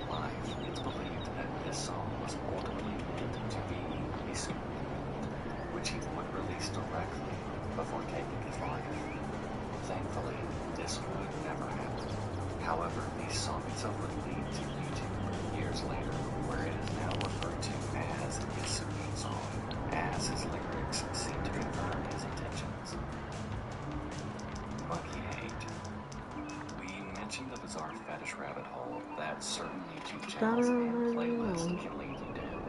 But one of the most baffling and disturbing examples of this is without a doubt the trend of monkey hate on YouTube. There are countless videos and usual trend, but essentially the content typically shows a monkey or multiple monkeys being tortured in various ways. And though that is sickening enough, the comments are truly what make it horrifying, as users glorify this treatment as saying things like, ha ha ha ha ha, it's getting everything it deserves, or give it to me, I'll give it a good hump. Why this type of content is popular and gets the comments it does is not fully understood, but theories range from it being another sort of twisted fetish to it being coded racism. Either way, it truly accounts for one of the darkest sections on all of YouTube. Much like monkey hate, this entry deals with a similarly depraved form of animal abuse. Though this has been documented frequently across Nick's channel and will be further highlighted in a video coming later this year. So, for the sake of brevity, I won't go deeper into this. Taunting terminally ill girl. Sometimes people will be evil for seemingly no good reason, and this stands out as one of the most inexplicably mean-spirited things ever documented on the web. Kathleen Edwards was a girl who had fallen terminally ill about a decade ago with the same disease, Huntington's, that took the life of her mother at age 24. But whereas nothing seems more deserving of sympathy than a terminally ill child, not everyone viewed the situation in the same manner, and their neighbor, Jennifer Petticoat, was instead actively grieving the death of the child, apparently stemming from her getting not being invited to a party at Kathleen's grandmother's house. Petticoat went on a tirade, first posting a disturbing image of the grandmother holding Kathleen's dead mother to the web. Then she posted a skull and crossbones on Facebook, but instead of a regular skull, it was Kathleen's face. And Kathleen's grandmother even said that there was an in the air when Kathleen is outside. I wish that kid would hurry up and die, with the lady going as far as to deck their vehicle out as a hearse. For dispute features a hearse hauling a coffin. Kathleen's family and neighbors say it's been used to harass Kathleen and her mom before her death. And seeing an interview with her and her lawyer, it seems like there is absolutely no remorse. Have you learned a lesson? Yes. Yeah, that is. To keep my opinions and my views to myself. In the years since, it appears that Kathleen Edwards has sadly passed away from her condition, meaning some of the precious final years of her life were unfortunately spent dealing with this unnecessary and disturbed harassment. Harrison O'Kinney rescue footage. Harrison O'Kinney was a cook aboard the Jascon 4, a Nigerian tugboat, when he experienced what would be best described as a real-life nightmare. While getting ready at 5 a.m. in the ship's bathroom, a giant wave struck the ship, tearing the hole in the hull and causing the vessel to sink beneath the water. 10 of the 12 crew members on that ship were killed, but O'Kinney had miraculously survived, with the only problem being that he was trapped in the ship's bathroom, and the ship was sinking quickly. Unable to escape, the man accepted his fate before something miraculous happened. A small air bubble had formed in the ship's bathroom, where Harrison just so happened to be, and despite the ship now being at the bottom of the ocean, Harrison was still able to breathe. This went on for an astonishing 60 hours when he was finally discovered by a rescue crew that was only coming to the ship to identify and collect bodies.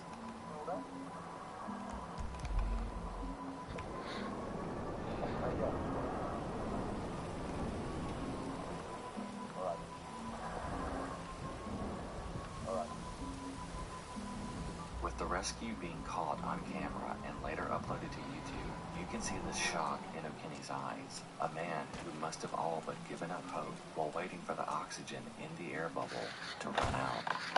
O'Kinney went on to survive and eventually be released from the hospital to live a normal life, though he has sworn to never go out to sea again. Introducing Astapro Allergy. Astapro is steroid-free, unlike Rodex. Astapro and go. Now, James, bring on those babies. Okay, this is baby Logan. Logan? Oh shit. The baby should probably face me. Okay, You're dead!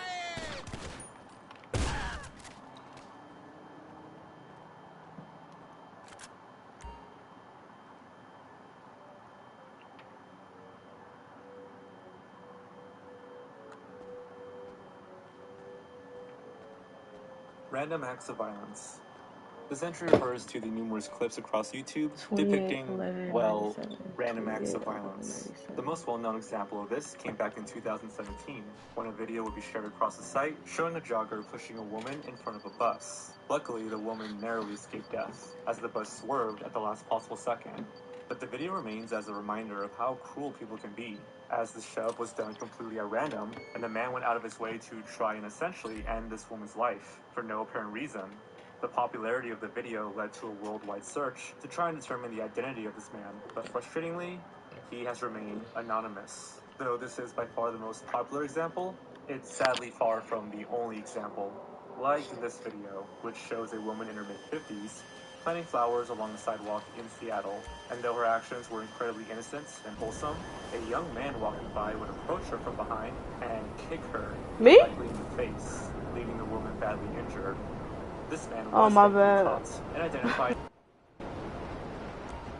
had a history of domestic abuse as well as other assault charges. Thankfully, it appears that he is still in prison, awaiting his trial. Man dies standing up. This strange video was shot at a mall in Kazakhstan, where a group of people crowd around a man who appears completely frozen in an upright position.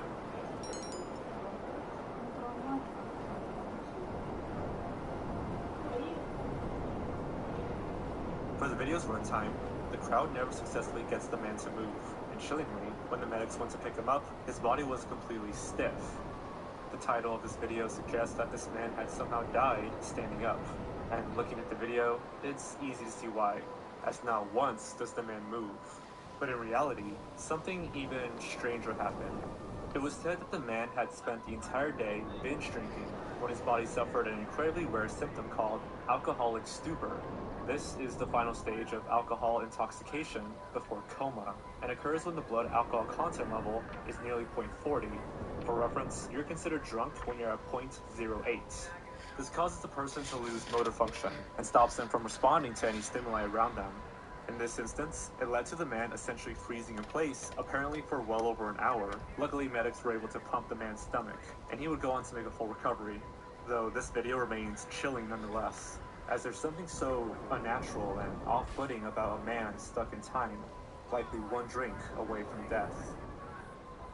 Rabies in humans. When we think of rabies, we typically think about wild animals who foam at the mouth when they contract it.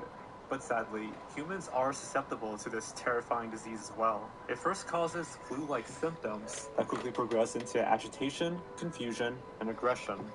As things progress, humans begin to hallucinate and suffer from hydrophobia, or the fear of water. This disease is devastating and virtually 100% fatal after the first symptoms emerge. Luckily, we now have an effective vaccine against rabies, but videos exist of a time before a preventative treatment was available that show these haunting effects on camera. Some of the most disturbing include this child who had developed a fear of water, which likely led him to pass away due to dehydration. Flocka videos. Flocka is a synthetic drug that attempts to stimulate the effects of cocaine and methamphetamine for a much cheaper price tag, but like many drugs, they can often take over a person and make them completely unlike themselves. Flocka is commonly referred to as the zombie drug, and the videos here on YouTube show us exactly why many call it that, as it makes these people look and act like legitimate zombies.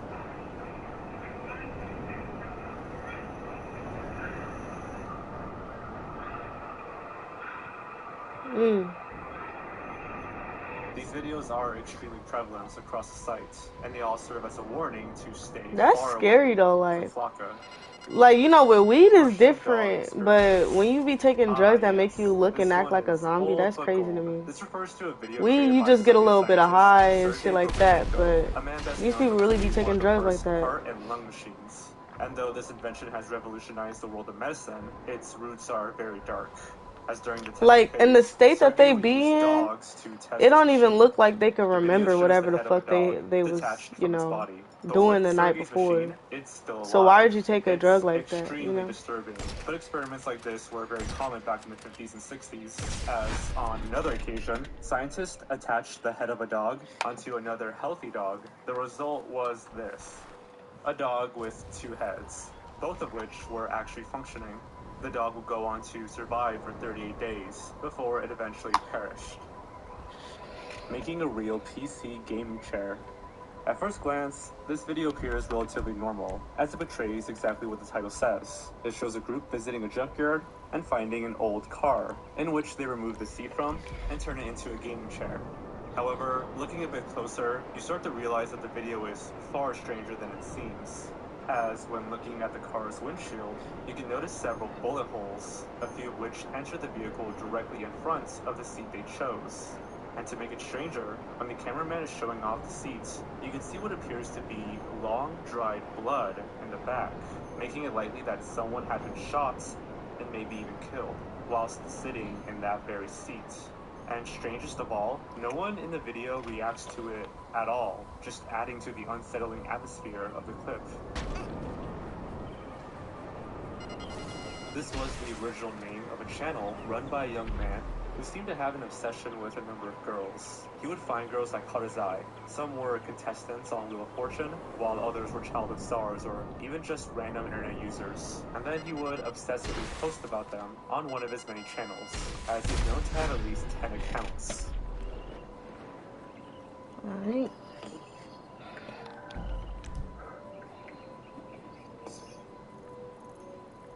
The videos are incredibly creepy, as this person simply whispers the name of these young women over and over again. In one particular clip, he even doxed one of the girls in the description, making it clear that he had been actively trying to locate her behind the scenes. BHFS.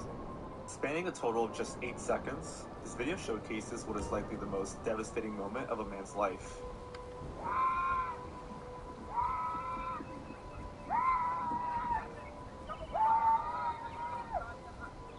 It shows a cluster of dead cattle and a man, who is lying with them in the background, thrashing and screaming at the top of his lungs.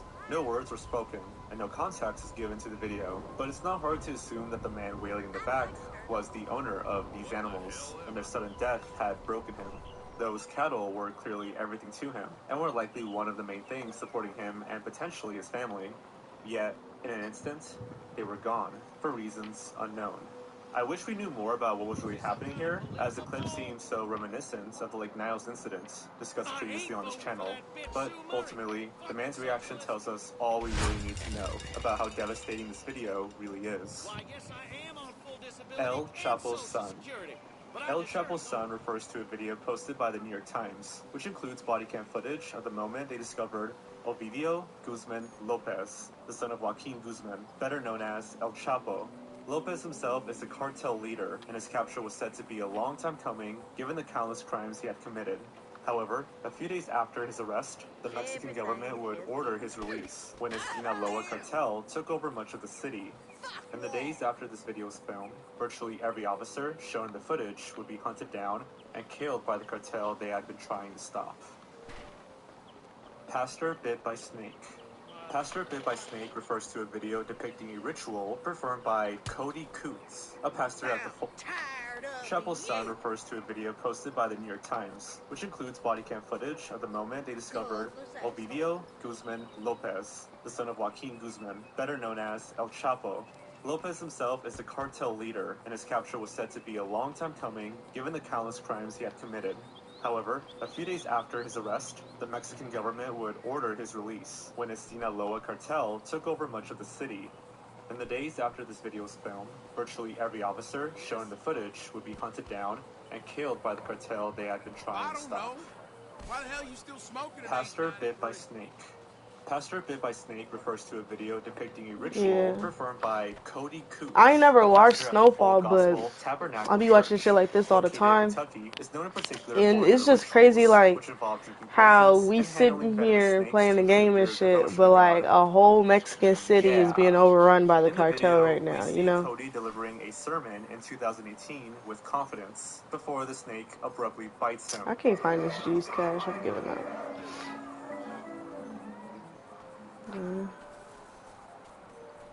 He continues to deliver the sermon, but quickly becomes so weak they had to be carried out of the church and rushed to the hospital. He would survive, but only after 10 days in the ICU, meaning that this bite left him within inches of his life.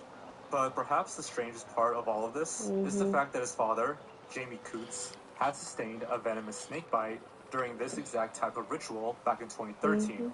Like his son, Jamie had been holding the snake too closely, prompting it to sink And it's hard as fuck to determine who is an elite, you know? Like, Taylor Swift could be an elite, you know? You just need money.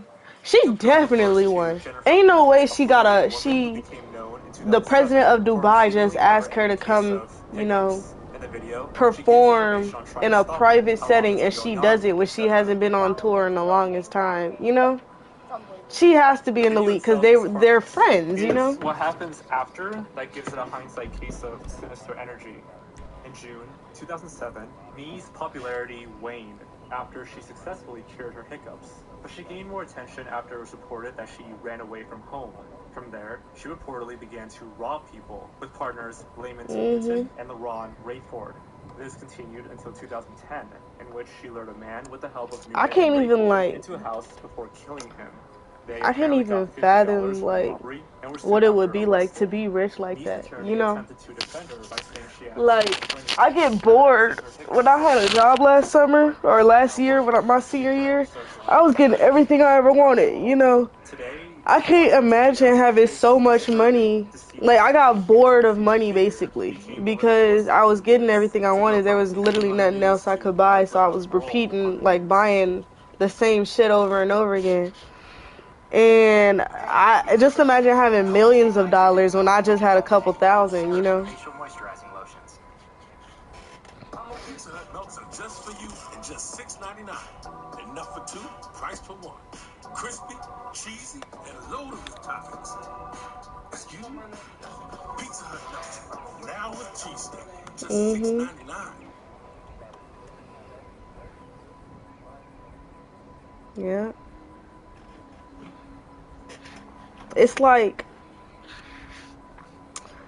you see all these elites and stuff getting in trouble for committing these like white collar crimes, and it's like it makes you wonder, like, are they committing it because they needed to, or did they get bored in life and just started committing these crimes? So for me to get to a point where I, a person who's never even seen an iceberg in real life, gets invited onto his channel is a really big deal, and Nick, it really does mean a lot. But enough with the sappy stuff. I know you all want to continue on with this iceberg, so I am happy to take you on the journey through Tier 4.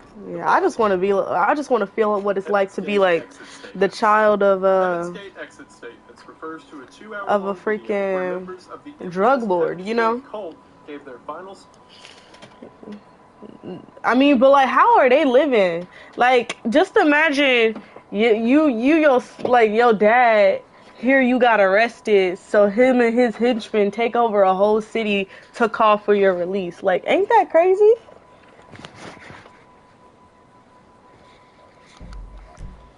Yeah. That's crazy to me, bro. Oh, I'm in the wrong spot. That's why I couldn't fucking find it.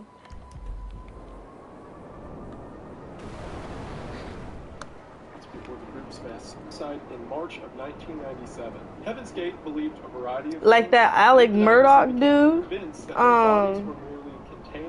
the one who killed his son and shit. Upon death, they would be transferred like, into what they considered their next. Yeah, it was fairly recent, like 2020. But I think he just got convicted. It was like one of the biggest stories in the country, because like this dude, he had killed his son, killed his wife, and like the other son was left alive, and there's like a bunch of conspiracy theories that like the son actually did it, but like the dad is taking the blame. But it was proven that like there was multiple people that died under their watch, and it got swept under the rug because they had so much money.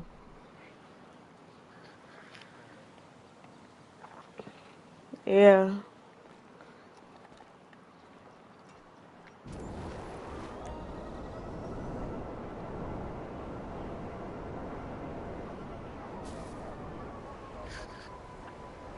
Mhm.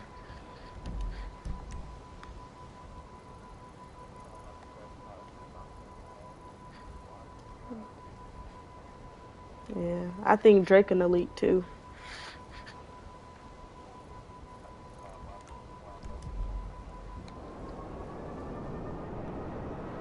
Yeah, definitely. Mhm.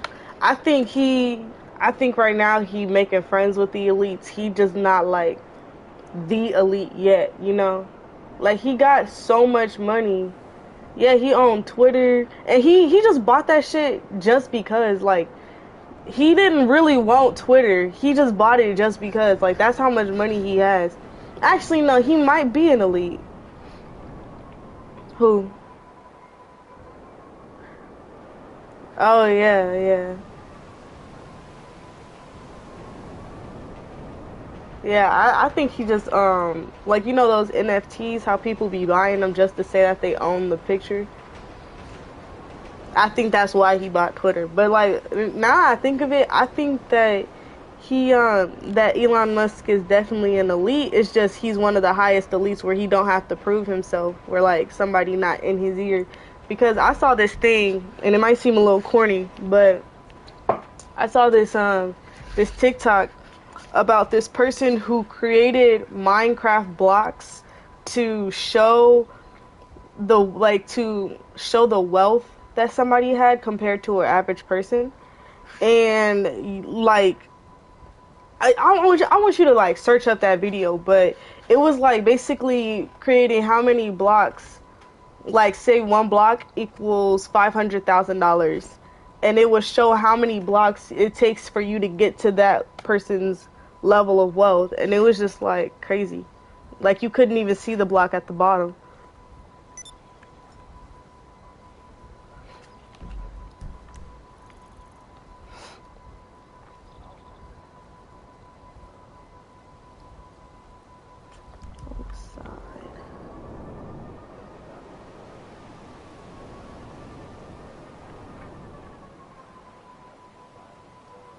Mhm. Mhm.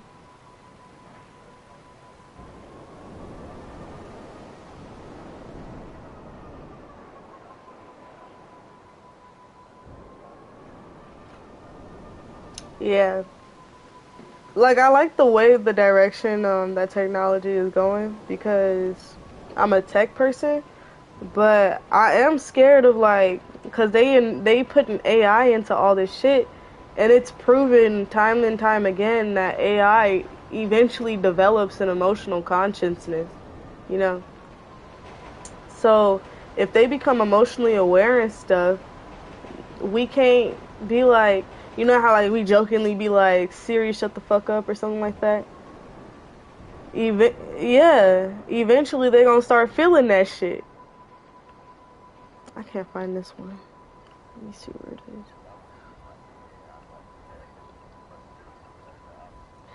Yeah, like my grandma, she came and stayed with us for like 2 weeks.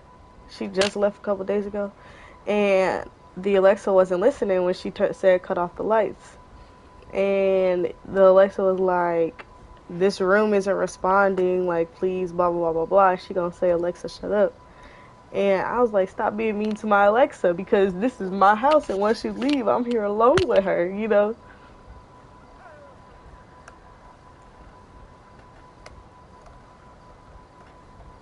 I cannot find this signal driver. Hold up, I'm at 40. Let's get to 50.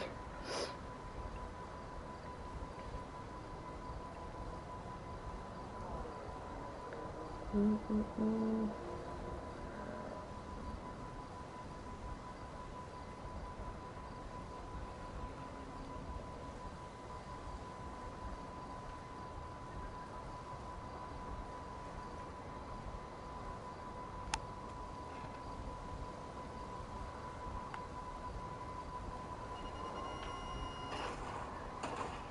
Okay, I think I might have got that one before. That's why I can't find it. Oh no, I didn't. I see I'm it. Ruby Gilbert. Part teenager, part giant kraken. Teach me how to use my powers. Whoa, laser eyes? Hopefully the train don't come. And I hear it. Damn. I parked on the train tracks.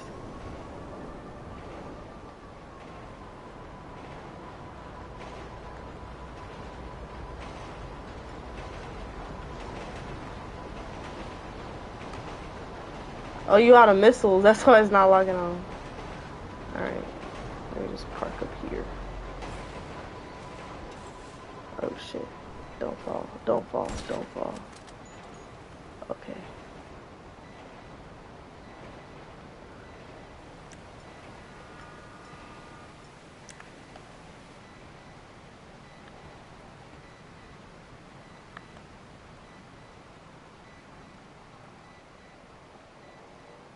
I pretty God I don't fall.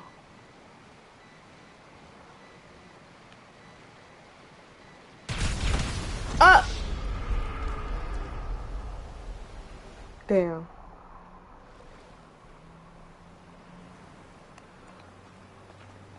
Now the question is, can I get back up there to get your oppressor?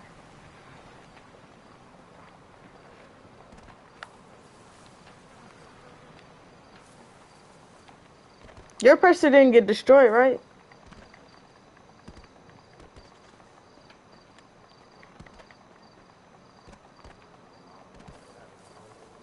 No way.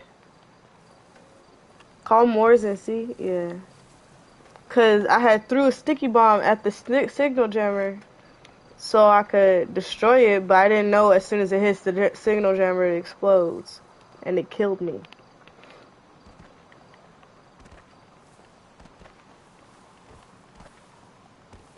Damn. It's charging you? Alright.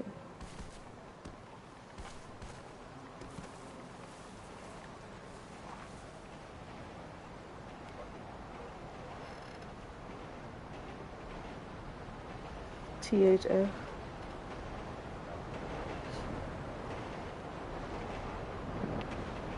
For what? Club?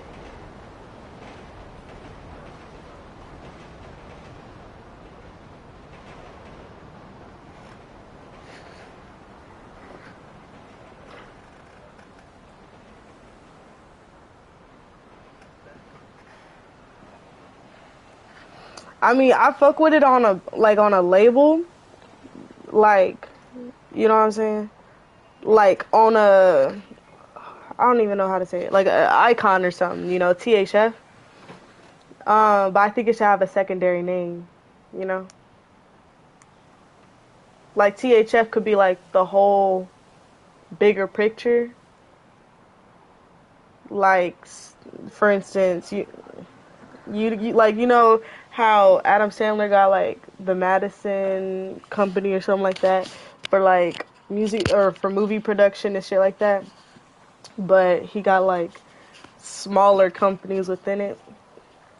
That's what I'm trying to say.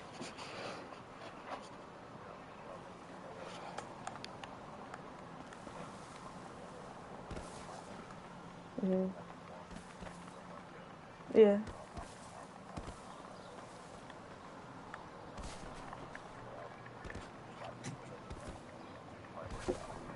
Yeah.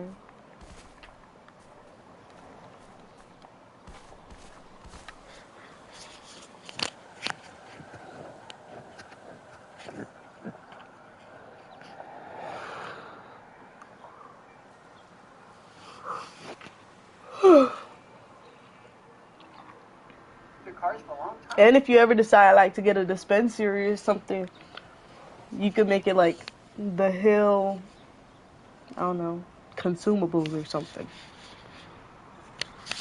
That way it'd be THC instead of THF. Before they finally wear out and conk out. For some people, they say, well, here's a newer model.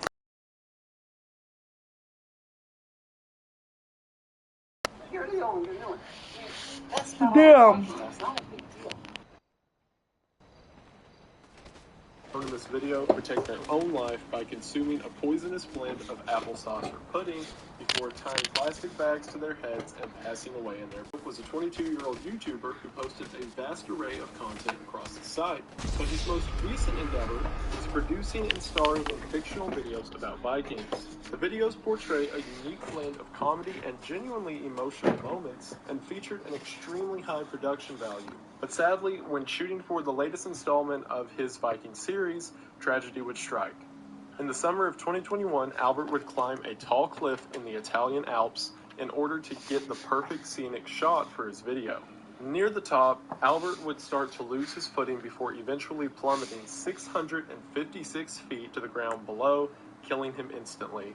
It is also worth noting that some have claimed Albert actually recorded his fall, with a few videos being found on YouTube claiming to show his final moments. But to this point, I don't think any of these have been confirmed, and out of respect, they won't be shown here. What's very interesting about this to me is that this isn't the only situation of a YouTuber potentially recording their own death.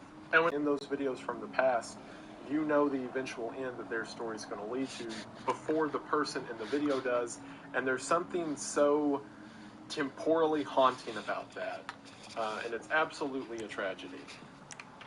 She's Still Sleeping. She's Still Sleeping refers to a video of the same title in which YouTuber Timothy Birmingham records one of his typical morning vlogs. In it, he jokes that his wife is sleeping in later than usual, even briefly showing the room in which she was lying.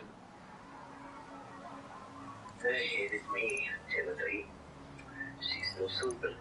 While this seems sweet and innocent, the truth behind this video is much more tragic. It turns out that Timothy's wife had actually passed away in her sleep, hence why she appeared to be sleeping for so long. And when filming, and even after uploading, Timothy hadn't realized that the love of his life was actually dead. It's truly sad to see a nice guy like Timothy go through something like this, especially publicly on YouTube. But it's satisfying to know that he remained in good spirits and continues posting videos to this day. In the subsequent uploads that he had after this, he spoke about how having the YouTube audience and the comments there to help him through this experience, which he vlogged throughout, was a huge help to him. Where? He felt like this online family helped him cope with the loss of his wife. So why initially a Thank very you. shocking and, as it should be, tragic situation, that 3 minutes went by also quick. a little bit of light in that the fact he was able to share that moment with so many people led to so much care and attention being put towards him. That while not a happy ending, it's definitely better than it could have turned out. Up next is Colleen Ritzer CCTV. The Colleen Ritzer CCTV video refers to the disturbing Philip Kism trial, in which a 14-year-old student of the same name had beaten and murdered his 24-year-old teacher, Colleen Ritzer, in a bathroom of the school. Following the incident, he would put her in a garbage can and roll her out of the school into the woods nearby. Everything leading up to and immediately following this murder was chillingly caught on the school's CCTV.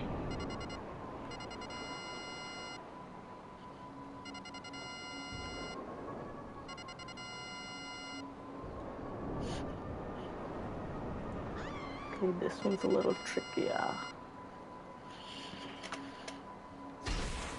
You can see Colleen happily walking to the bathroom, unaware of the fact that Philip had been following closely behind her.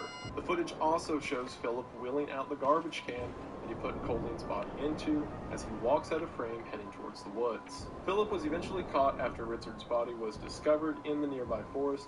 He is currently serving a life sentence with 40 years parole eligibility. Cases like this provide an especially large amount of fear, at least for me, because whenever you're in the public sphere, you feel like that you're safe or at least seen, but as things like this prove, evil can still happen even if under a watchful eye. And while the footage itself and what happened to Colleen Ritzer is absolutely abysmal, it is good that it was there as a means of putting Philip behind bars for good. After that, we have the infamous RJ the Smoker. RJ the Smoker was a channel run by a man named RJ who would discuss a variety of smoking-related topics as well as actually smoking and reviewing different types of cigarettes. His first upload, My First Smoking Vid, was posted on January 22nd of 2010 and would be followed by hundreds of other videos throughout the years. RJ seemed to have a passion for tobacco, smoking, and YouTube, but unfortunately this seemed to lead to his downfall. From his first video to October 2015, all seemed well until RJ posted a video titled Important Update. RJ presented himself to Woodcross Hospital in East London. X-ray was done, and what followed was a chain of events I could not really do in my worst nightmare. In this video, he describes his recent visit to the doctor and his lung cancer diagnosis. Even at this point, RJ looked like a shell of the person smoking in my smoking bin. But from this moment on, shift his focus from solely smoking and begin a series documenting his journey with cancer. He remained active on the channel until November 4th of 2016, cancer finally claimed his life. This is especially chilling, not only because, as I mentioned earlier, there are several cases of people chronicling their death on YouTube. However, there are not many cases of people chronicling what led to it. And whenever you put the sum of all of it together, it's not only a tragic story, but also a sort of cautionary tale. Up next, we have Chelino Sanchez. Chelino Sanchez refers to the popular Mexican singer, Chelino Sanchez, who made a string of hits during his career in the 80s and early 90s. He's best known for creating narco corridos, a subgenre of Mexican folk music that deals with tales of the drug trade and cartel life. His final performance can be found on YouTube, where he's shown receiving a note on stage. Chelino ponders the contents of the note for a moment, with sweat beading down his forehead before he finally begins to sing. Hours after the concert, his body would be found blindfolded, tied up, and dumped by a river, 2 gunshots in the back of the head. It would later be revealed that the note Chelino was handed had come straight from the cartel, who viewed the songs he sang as a threat to their business. The letter was a threat, telling him that if he chose to perform that night, he would be killed, yet Chelino decided to sing anyway, despite knowing I'm on my way to you right now. Life. All the ones I've covered up on Cluck and Bale or something. Sad and tragic The Cluck and Bale factory. And this is also a sad and tragic story, but Chelino was a baller. Imagine that. You have spent all this time talking about the evils and the wickedness of the cartel, and one night they say, if you do this show, we're going to kill you, and you just start singing. Our next entry is Diana Loveday. Diana Loveday refers to a former YouTube channel run by a woman of the same name. She would create meal tutorials along with short vlogs. And there's a gun van nearby. Welcome to my kitchen, where I really like to cook, but I'm often short on time. There's nothing in it? The contents of her channel is completely harmless. However, outside of YouTube, I need to refill my RPG stuff. Sinister. In June of 2014, Loveday I still got 10 more levels before I could, like, legally unlock the RPG. And while she was initially granted full custody of her children, Greg went on to file for joint custody, causing Loveday to launch a string of accusations in order to maintain full control of their kids. By the summer of 2016, the court would rule that Loveday had to share custody with Mulvihill, as well as pay him child support, causing a variety of changes in her life, like selling her condo, among other things. But this is where it takes a strange turn. On the 4th of September of 2016, Greg received a phone call from a number he didn't recognize. The person on the line claimed to be a private investigator who had information on the custody battle that could help him in his These guns is expensive as fuck. His friend Jason Kovac went to the there go that EMP launcher I needed. There, a man came out and shot Greg in his torso before quickly fleeing the area. Thankfully, Greg would survive the attack as the bullet had missed any vital organs and has gone on to make a I could call him my Karuma if you want to use that. It was discovered that none other than Diana Loveday masterminded the assassination attempt against her ex-husband in order to win back full custody of her children. She and co-conspirator and lover, Weldon McDavid, were found guilty in the court and are currently serving lengthy sentences. So this one I can have a bit more fun with because no one actually died. So my challenge to you, because the channel's still up, is to find a cooking video and then show your mom, and midway through be like, hey, you know she tried to kill her husband? And then let me, or more specifically Nick, know in the comments how that goes. Because this isn't my video, so I can sabotage this all I want. So thanks, Nick. Up next, alright, 44. Dolly Flesh is the name of a claymation channel, whose work is nothing shy of disturbing.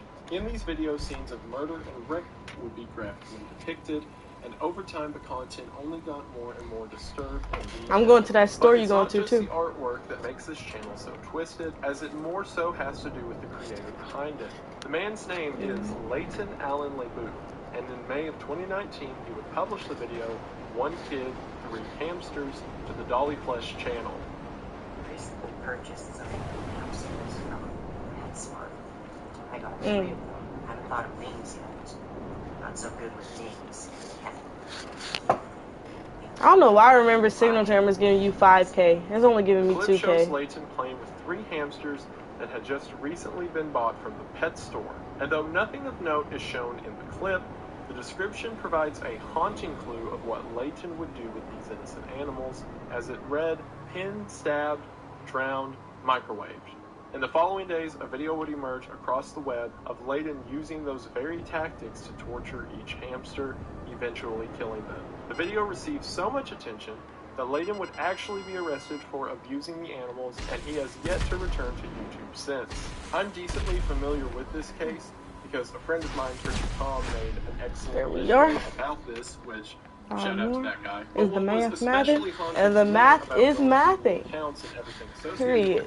Is it initially started as these very graphic claymation depictions between just 2 random claymation figures, but then he began incorporating himself into the fantasies, and then after that he began to wear clay masks, and then we see the violence go from claymation figures to hamsters, and the entire thing put together is like textbook dangerous serial killer behavior. And considering that he will be out fairly early, or at least in the next few years if I remember correctly, this is a message to everyone: be on the lookout for Leighton LeBouf wherever he turns up, because my money is on the fact that he's not going to leave the internet or popularity for good.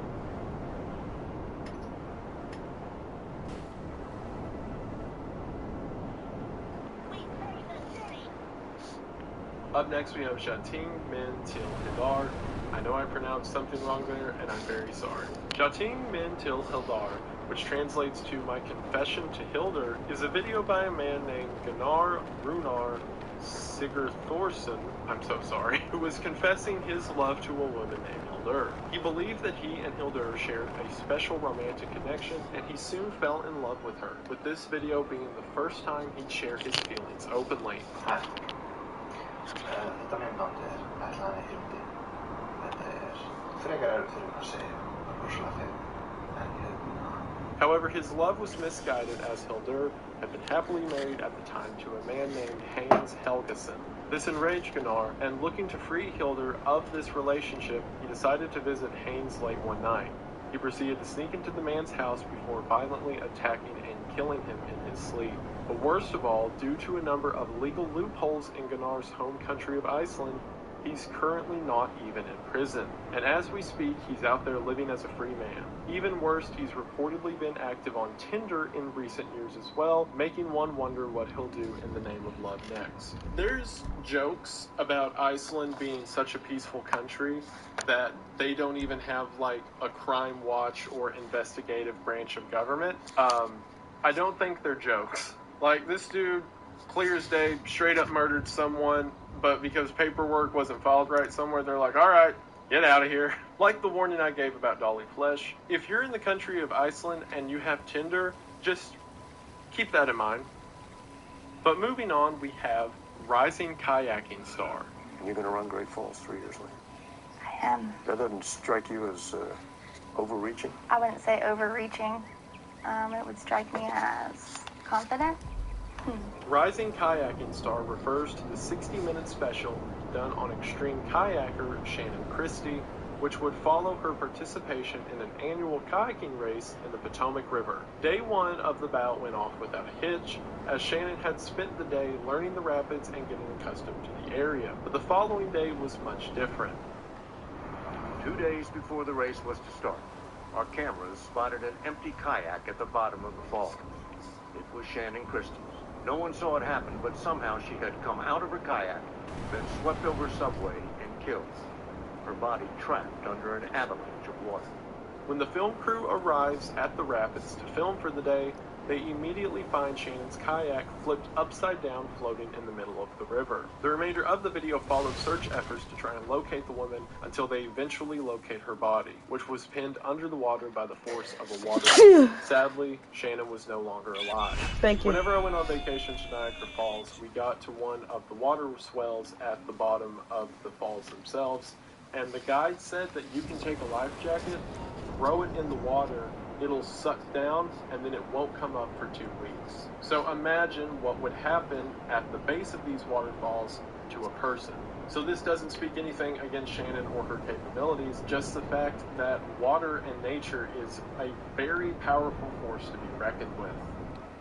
And then finally, for the last Sonora entry on this Freeway? tier, Great Ocean we have Highway. Mr. Anime. Mr. Anime refers to a YouTube channel known as Lynn's Cat Productions, aka Trey Sessler. Sessler was one of the early adopters of YouTube, starting his channel all the way back in 2006. He, along with a few other YouTube channels, became known for posting videos talking about and critiquing anime. He's commonly credited with kickstarting the general anime community on the platform. Sessler had a dark side though, one that became increasingly hard to hide as time went on. While his fame and channel grew, behind the scenes, Sessler had become obsessed with disturbing topics like serial killers and mass shooters. But unlike I'm the in the true wrong content direction. today, In the wrong Sessler place. seemed to be an active admirer of these figures, even going as far as to make rankings Oh yeah, of his I'm in the favorite wrong mass place. shooters and serial That's why I killers. couldn't find it. Eventually, this led to his decision that he would become a mass shooter himself, and for years he loaded up on weapons while studying the methods of the killers that he admired. Real weapons began to make appearances in his videos, and violence became a more prevalent topic of they're discussion shooting at on me. his channel. Then, in February of 2012, he announced on YouTube that he would be taking a short break. He would then post an update in March that he had found a job and that the channel would be slowing down. I think it said 46. So I just got 4 more. I'm going to reward myself with probably a 2 or 3 week break coming up here from YouTube videos, anime reviews in particular. Now, this is the hardest one. I gotta go to, on March 20th, what's the name? Sessler lured his The mother Zancudo facility? shooting and killing her. He Fort then entered the Zancudo? house and murdered his brother and father. While it seemed totally random, his reasoning behind this was that he didn't want his family You automatically get to see 5 what or he 4 was about to stars. do next. Sessler planned to become the most infamous Is it mass right shooter here? in history. To do this, he planned Where to is go that? to a school down the street where a pep rally was set to take place later that day. He would open fire in the gymnasium, and if he managed to kill over 70 people there, he would Did I become already the get first it? mass shooter in recorded history. Soon after murdering his family, loading up ammunition, and beginning his journey to Waller High, he ultimately backed out at the last second and Damn. returned home. Yeah, he was I'm gonna arrested die. days Don't later die, and charged with broski. murder. Currently serves life in prison, and while his YouTube channel was I don't even removed think I got more last year, snipes. 3 uploads that still exist show a well-liked figure in YouTube history whose dark side unfortunately boiled over. And it's crazy to think that had he not had a change of heart in that final moment, countless others could have lost their lives that day. And while it's of course a great thing that he did not carry out the full intent of this massacre, being able to go back and watch early signs in combination with the knowledge of the evils that he would one day commit make the entire story incredibly devastating. And like I've talked about with other stories on this tier, it's interesting how YouTube creates an avenue that all forms of people can be watched at any point within their life. That to the effect, even after something as atrocious and horrible as this happens, there's still records for us to go back and look at, with hopefully the knowledge that things learned from the past will be able to help us in the future. But that is all for me, and I want to say again, thank you so much, Nick, for having me on your channel. It really is humbling and it's fantastic. I hope I did an okay job, and I really appreciate it. Once again, I am Wendigo. Link will maybe be in the description if Nick wants to. I don't know. I don't tell him what to do. I am Damn. You hear that? They popping fireworks already and it's broad daylight. Dark as it was, but thank you all so much for watching. I hope that you enjoyed. And Nick, back to you. Thank you so much, Wendigo, for your kind words. You did an absolutely What? fantastic job. And same to you, Jorge.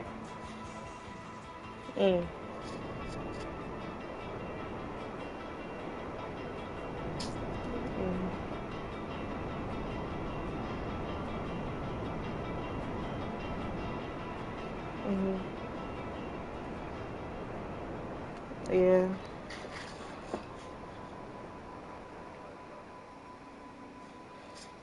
These are my favorite types of videos. Like, I like,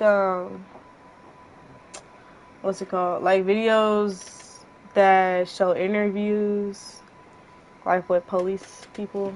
Like, murderers or, like, burglars getting interviewed. Or, like, videos that show, like, you know, you get the gist.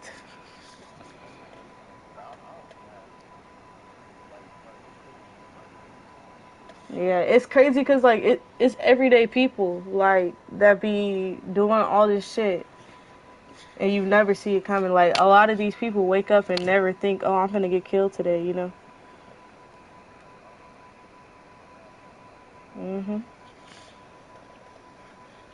Like, my cousin, he got killed when I was 3 months. We ain't never found the killer.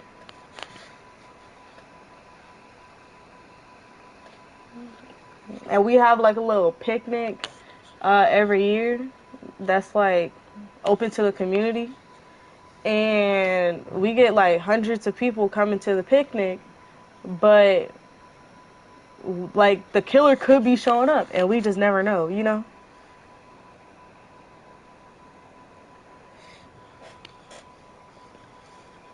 Yeah, it's crazy. Yeah, he got killed in 2004 when I was born. Nah.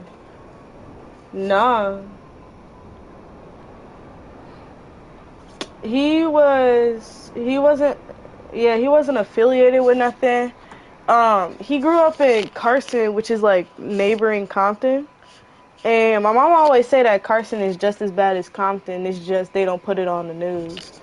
But so what happened was he was really into cars, and he had got this old car, fixed it up, and there was a car show going on.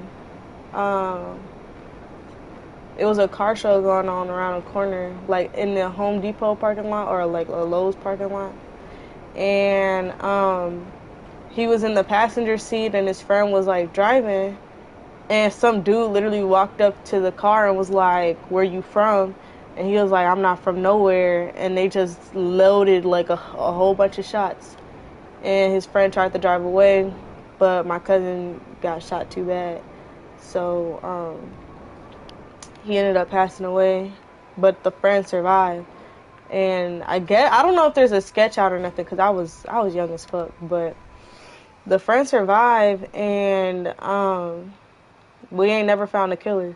Like, there's been documentaries about it. There's like this little documentary that somebody had made for the community, and nobody said nothing. We have this thing called Will's Day every year, and everybody knows about Will's Day, and it's just like, you know, nobody has come forward saying that they know anything of it.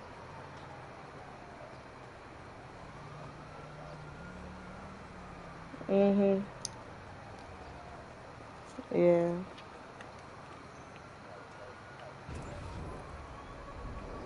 No, yeah, he didn't work on cars, he worked on his car. He had fixed up his car and made it all nice, pimped it out. And my cousin, he had, my other cousin, he had a sister, or has a sister, she's still alive. But my cousin would braid his hair and shit like that and put like all types of designs in it. So, I mean, at first glance, he looked like a hood nigga, but he wasn't no hood nigga, you know? Yeah. Yeah.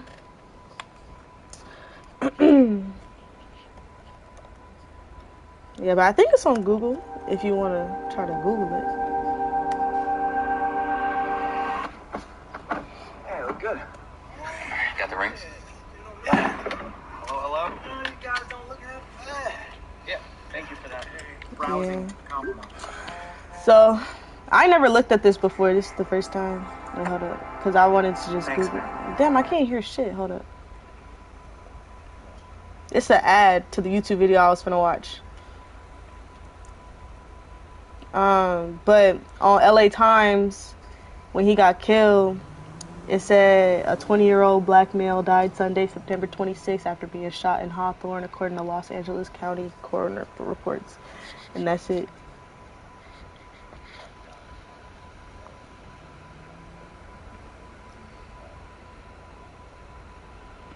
Yeah. Yeah. When I was younger, I've always lived in the LA area, mostly Compton, but I went to school 30 minutes away, in this like small town called Lakewood, because my mom didn't want to expose me to a lot of the things that was going on in Compton and LA. But, you know, as far as I know, it's not that bad because I didn't grow up in the scene. You gotta be in the scene for it to be dangerous, you know?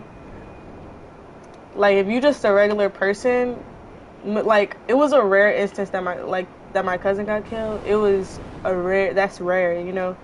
Usually people not affiliated get killed like that unless they hanging with people that's affiliated.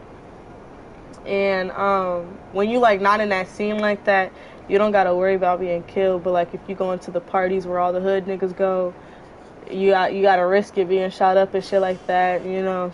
But if you like walking on a regular street, you, like just as a regular person with no identifying colors, you shouldn't have to worry about nothing. Unless you walk in with like Gucci on, then you gonna get robbed.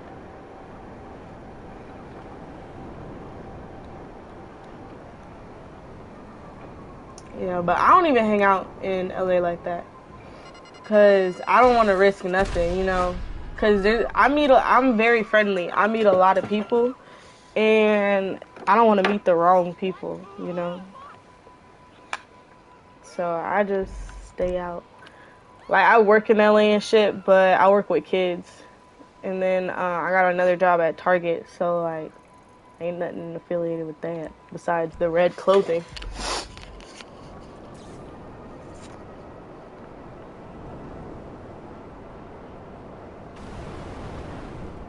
Yeah.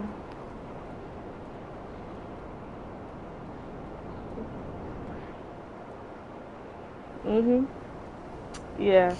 A lot of like Malibu, for instance, I think it has a 1% black population.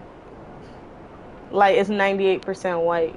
So like those places, I love going to those places, but I always feel like low key uncomfortable because there's so many white people, and like no matter how I dress, I'm always gonna be out of place, you know?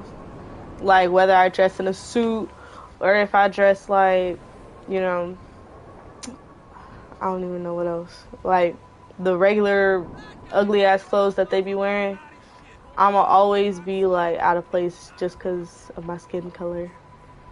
So I don't hang around those places like that.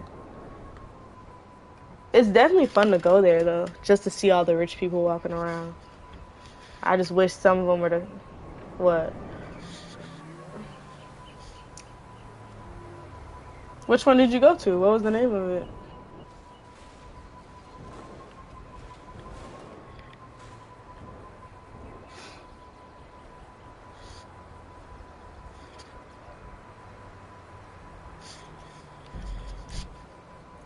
Oh, Arco. Bro, you ain't never been to Buc-ee's, huh? Edwin will tell you about Buc-ee's. We used to go to Buc-ee's all the time. Like, at like 1 o'clock in the morning, we would be at Buc-ee's. It's this huge-ass gas station. Like, it's bigger than any gas station you could ever imagine. Like, it has like, I'd say at least 100 gas pumps. Maybe even more. Yes, and I'm not exaggerating, like, whatsoever. Like, if you search it on Google Maps, you'll see exactly what I'm talking about. And Buc-ee's inside is huge as fuck. Like, they got a whole...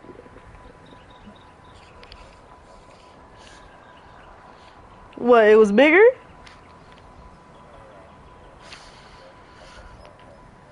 Oh, yeah. Bro, Buc-ee's is huge. And, like, it's cheap, too. Like, they had 89-cent slushies for a extra large. Nope. I think Buc-ee's like is really a Texas thing, but we just recently got one in Auburn, which is like 30 minutes away from Tuskegee. But I don't think there's any other Buc-ee's in Alabama. It's like a Texas thing for real.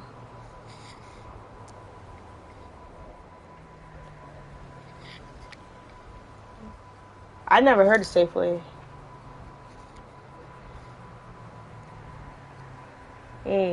And Pavilion too, huh?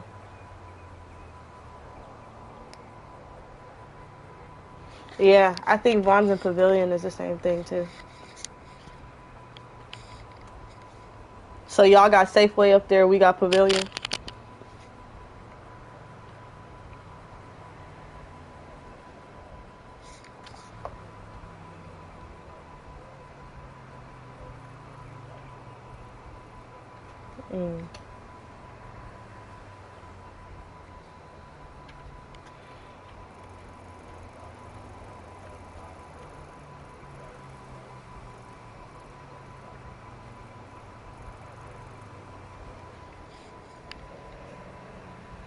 Sally's, the beauty supply.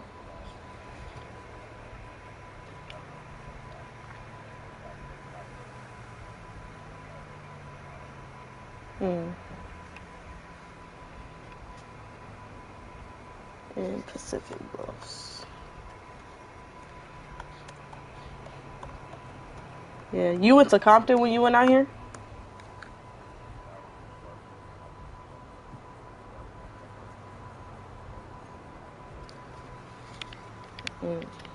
Where's Pittsburgh?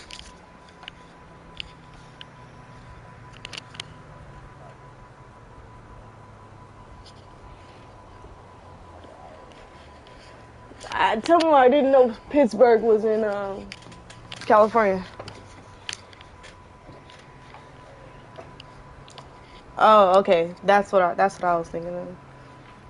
Cause I was like, ain't no way California got 4 football teams.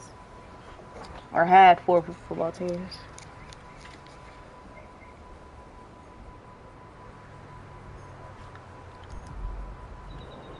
And in Pittsburgh? Oh.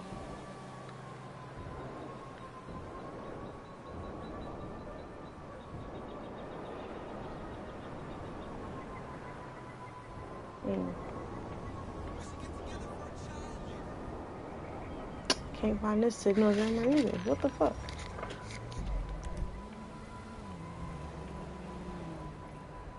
Did I go to Tuskegee?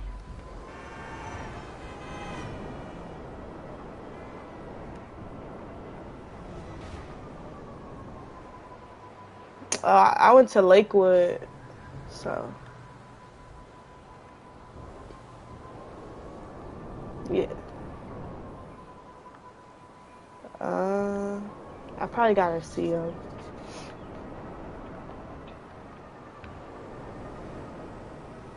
Yeah, he did, but you joined the party as soon as he gave it. Here, I'll follow though.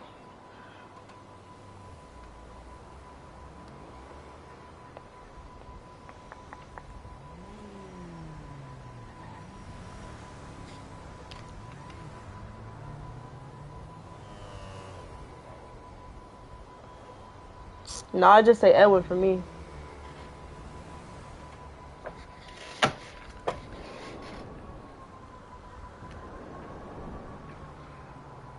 But yeah, I'm a workaholic, so majority of my time I spent working. Like when I'm in California, I really only work. Like I go to parties and shit, but it's like my friends' parties, and I'm more of like a wall fly. Is that what it's called? Yeah, wallflower. I don't really start partying until I go to Tuskegee. That's when I start getting out of my element and start walking around, meeting people and shit.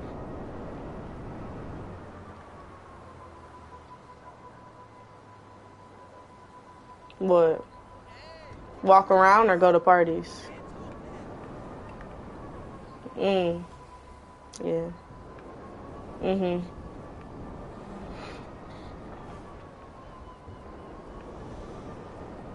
Mm. Yeah, in LA, well, for one, I hardly go to parties in LA because they always want to have it in the fucking hood. But I don't really walk around parties in LA because it's just the same few niggas in skinny jeans and puffers trying to catch some ass, and I'm sitting there trying to have a good time.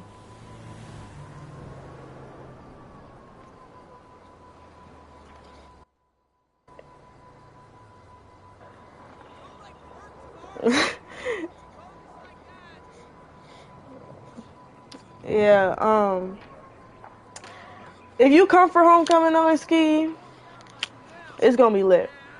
Cause I'm probably not gonna go back to Ski, but if I do go back, if I don't go back, I'm definitely going to homecoming. But it's more friendlier out there at Ski. And the only reason it's friendlier is because everybody's fucking horny. So they're just trying to fuck. That's why they're so friendly. I'm dead.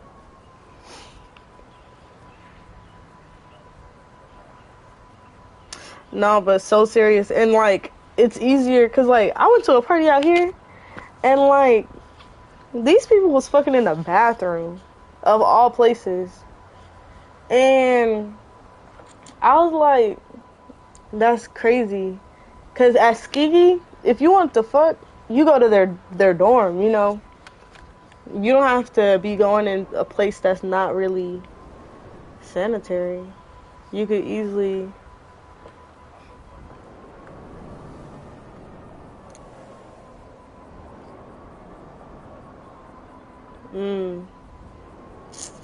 Yeah. The dorm is not too bad. I mean, when it's just like two people in it.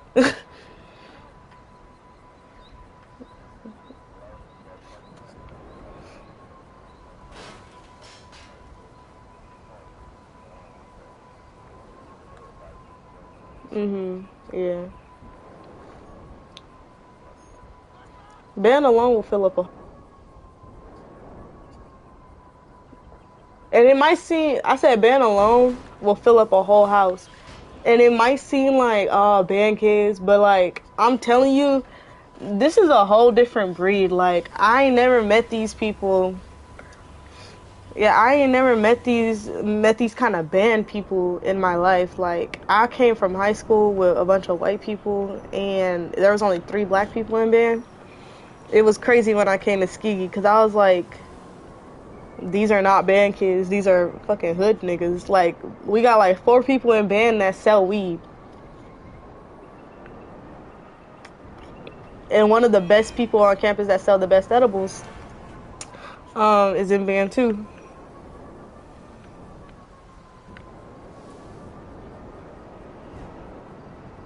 Yeah. Homemade. Like, I think he made Rice Krispie treats before, but he definitely made brownies. He be making pizza. He be making his Captain Crunch bars is fire, but like it tastes good, but it smell loud as fuck. Like, you smell the weed in the Captain Crunch bars. He make. No, I don't do weed no more. Like, I don't eat or smoke weed because I get tested. So I never tried it. But I do know that Tanaya, the Edwin's PIC, basically, ate like 2 slices of the shit. And you're not supposed to eat the whole thing.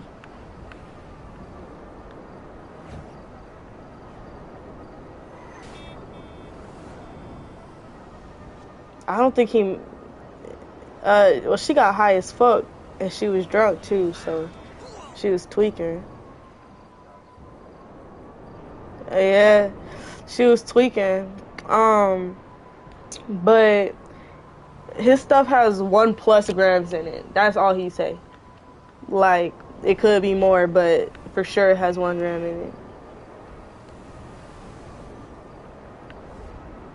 And like 3 bites of his edibles like his Captain Crunch bar, will get you high as fuck. Wait, hold up. Oh, I found it. Thank God.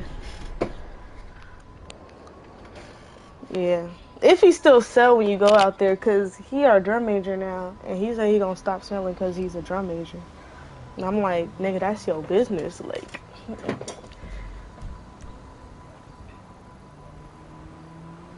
Yeah, I told him that if I come back to Ski and he needs somebody to like sell the weed, I'll be happy to do it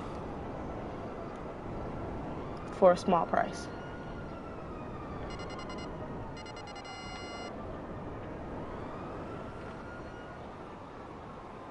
What's this? What's this blue dot? What's a blue dot over here? I don't know what it is.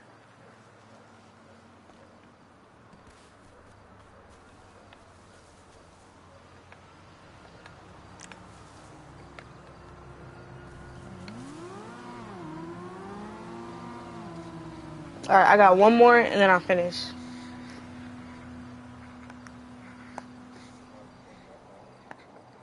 I'm crossing them out as I go to them.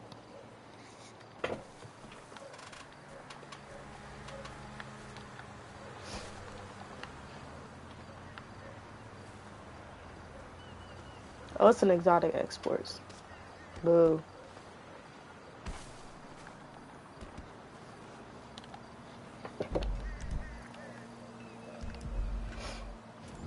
Nah, I will once I have like completed all of my heists and like all my big ticket stuff, but it's just a waste of time right now, especially when I'm doing other things.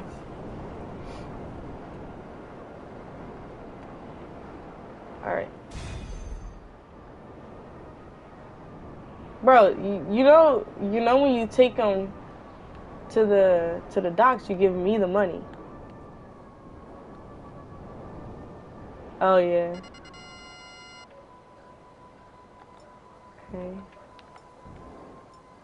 Homing off. Here, I'm as soon as I shoot this, I'll bring it back to you. Or you can have your oppressor back as soon as I shoot this. Alright, I got it. All 50. All 50 is done.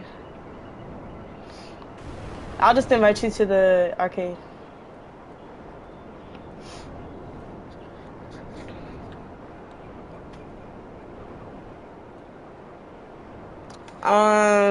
I gotta do the setups and preps, I think, but well, I haven't checked. I haven't checked in a while, but I want to see how much Avi Schwartzman cost that locked hacker that I was trying to get.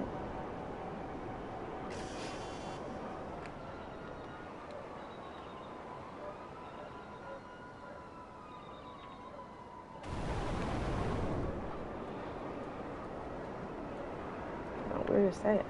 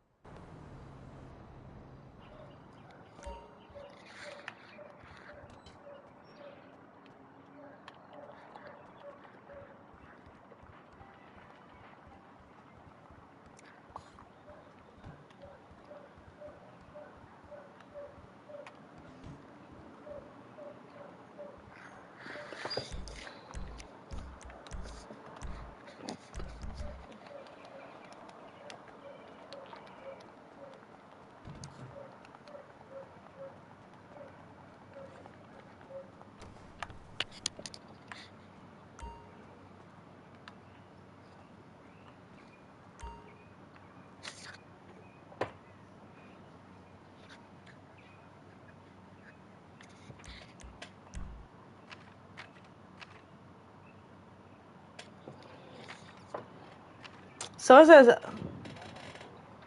it says Avi Schwartzman is 10% of the cut, which is a fucking lot.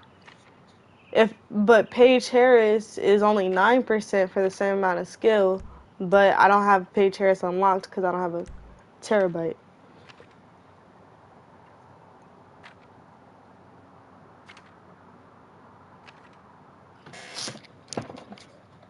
Yeah, at least I think I got 200K from doing all those.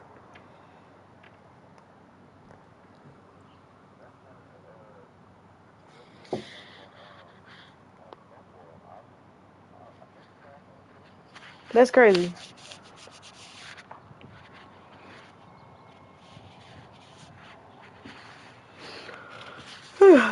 We could do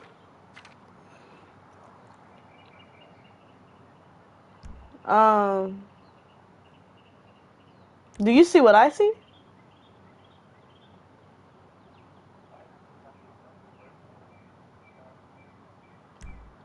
The Avi Schwartzman?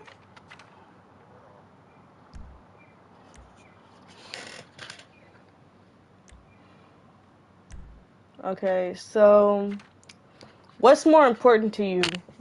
Guns, drivers, or hacker? Hacker gets us, huh?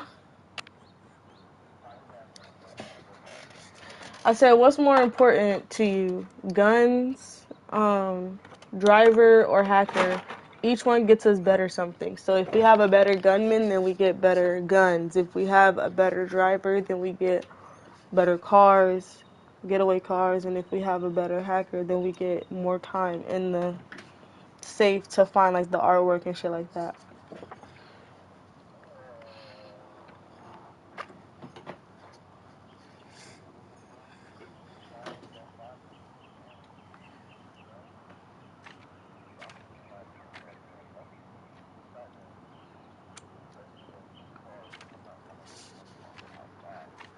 Okay.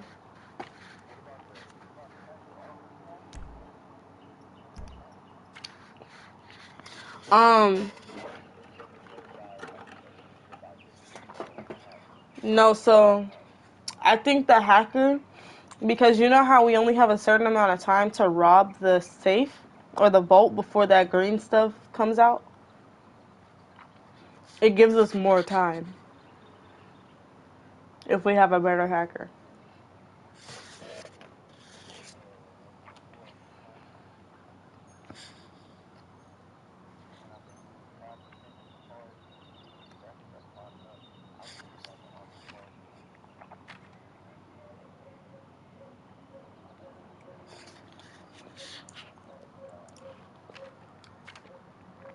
So you said 5% with the guns? Wait, let me see what this unlocked gunman is and see how to get him.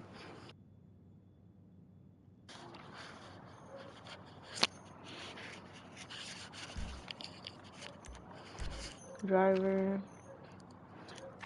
So it's 6% for the car, or 5% for the cars, and it's gonna be shitty ass cars. Okay.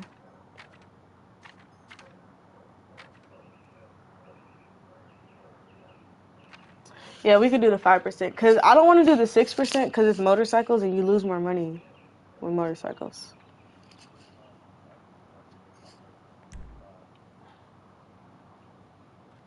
All right, so I chose the driver, the hacker. So you go with the 10% for hacker?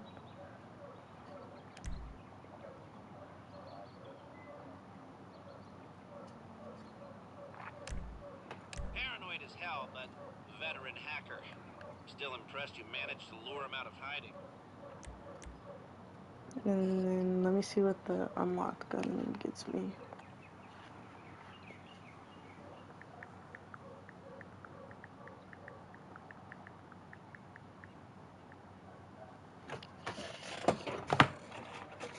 Rescue him. Okay, so in order to get the gunman, we just need to rescue him from that police transport thing. Oh yeah, it do look like a younger version of him.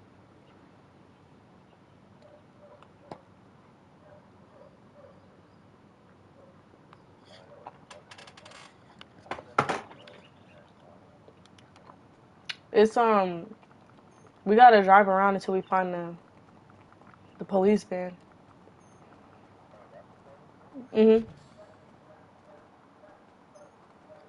So you wanna ride on your oppressor while we look for it, and then when we find it, you like shoot the cops that can see us.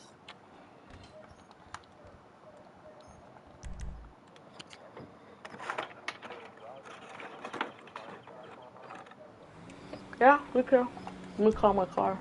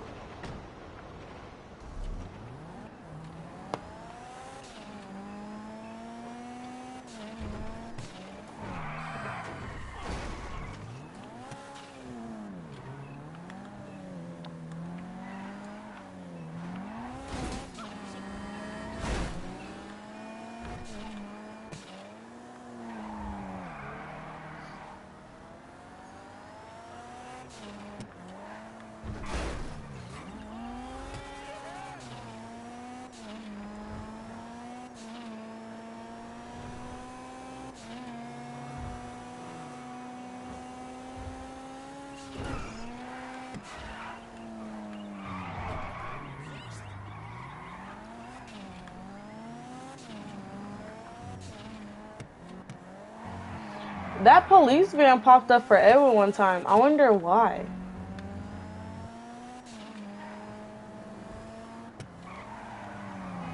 But I just bought the arcade a couple days ago, so it wouldn't have unlocked with me.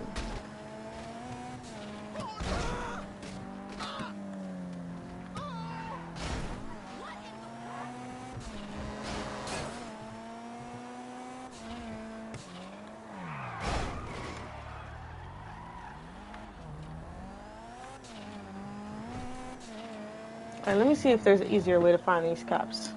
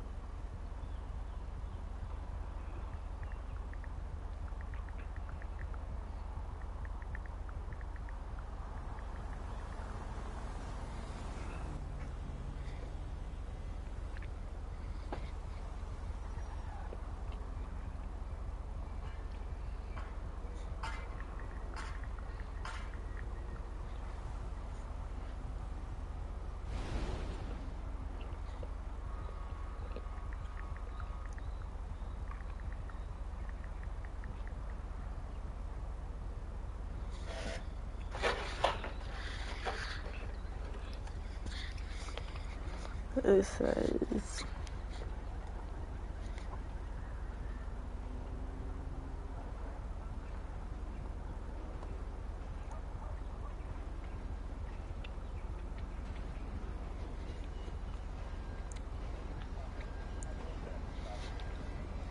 no, he popped up just in random places. Like he popped up next to Edwin's auto shop earlier when I first saw him, and then he popped up in Sandy Shores,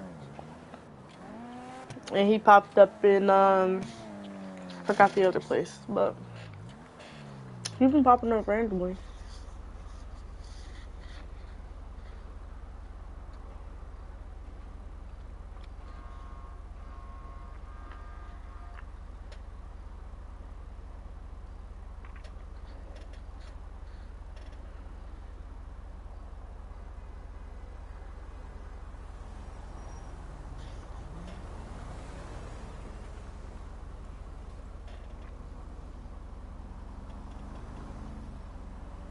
It says the only conditions are that the lobby needs to have at least 3 active players, but that's it. But didn't he pop up when we didn't have 3 active players?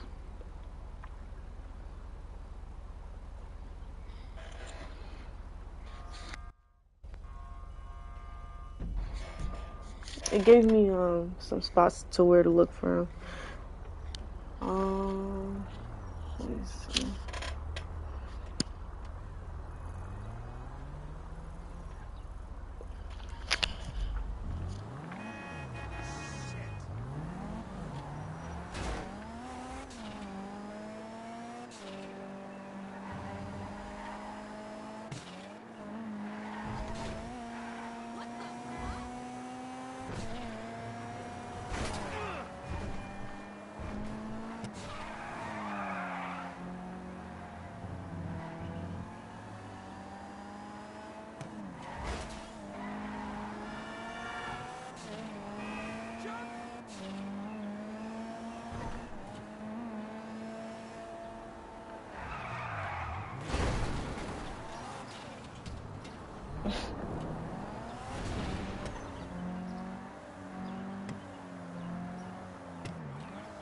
Alright, let me mark the next location.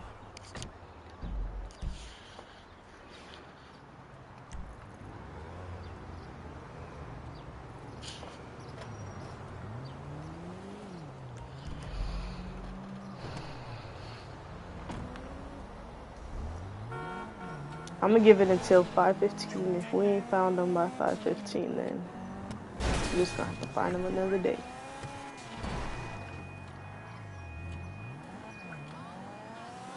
It's by the golf course by Michael's house.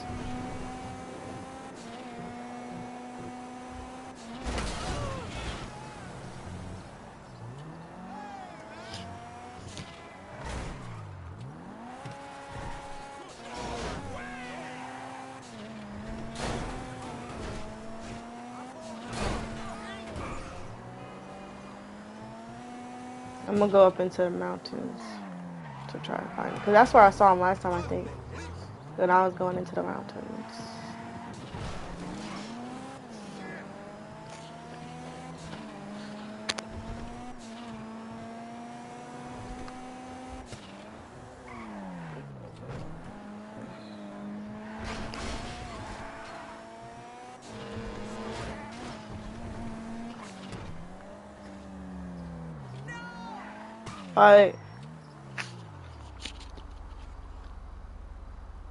I thought I heard police sirens.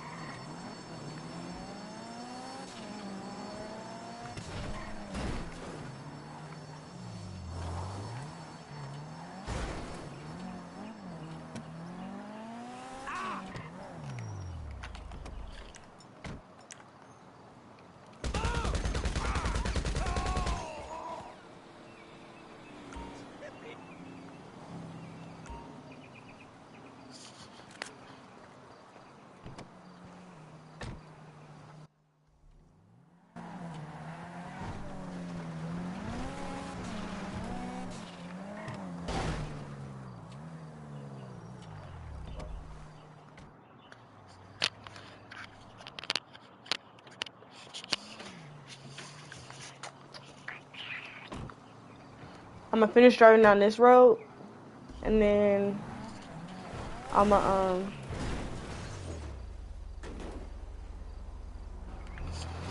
finish down drive.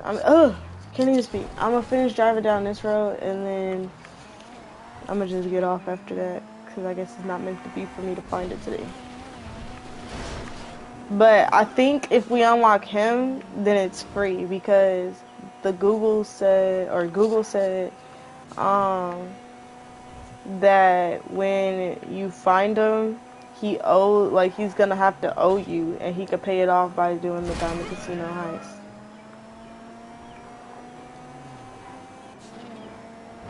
heist. Not him specifically, but it's the same thing as the hacker and stuff. Like, we have to choose one, and if we unlock him, I think it's gonna be cheaper with better guns, you know.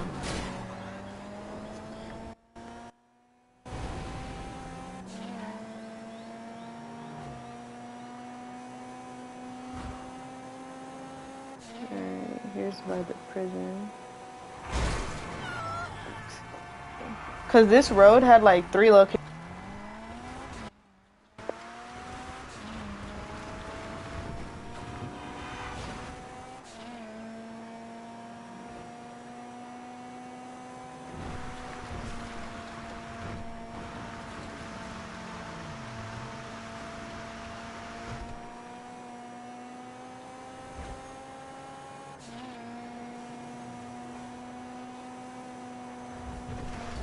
Yeah, no, I don't see him. Alright. We can find him again later. I think I work at like 6 a.m. on Sunday, and that's the only time that Edwin's off, so next time we gonna play is probably Sunday. Alright, I'll see you later.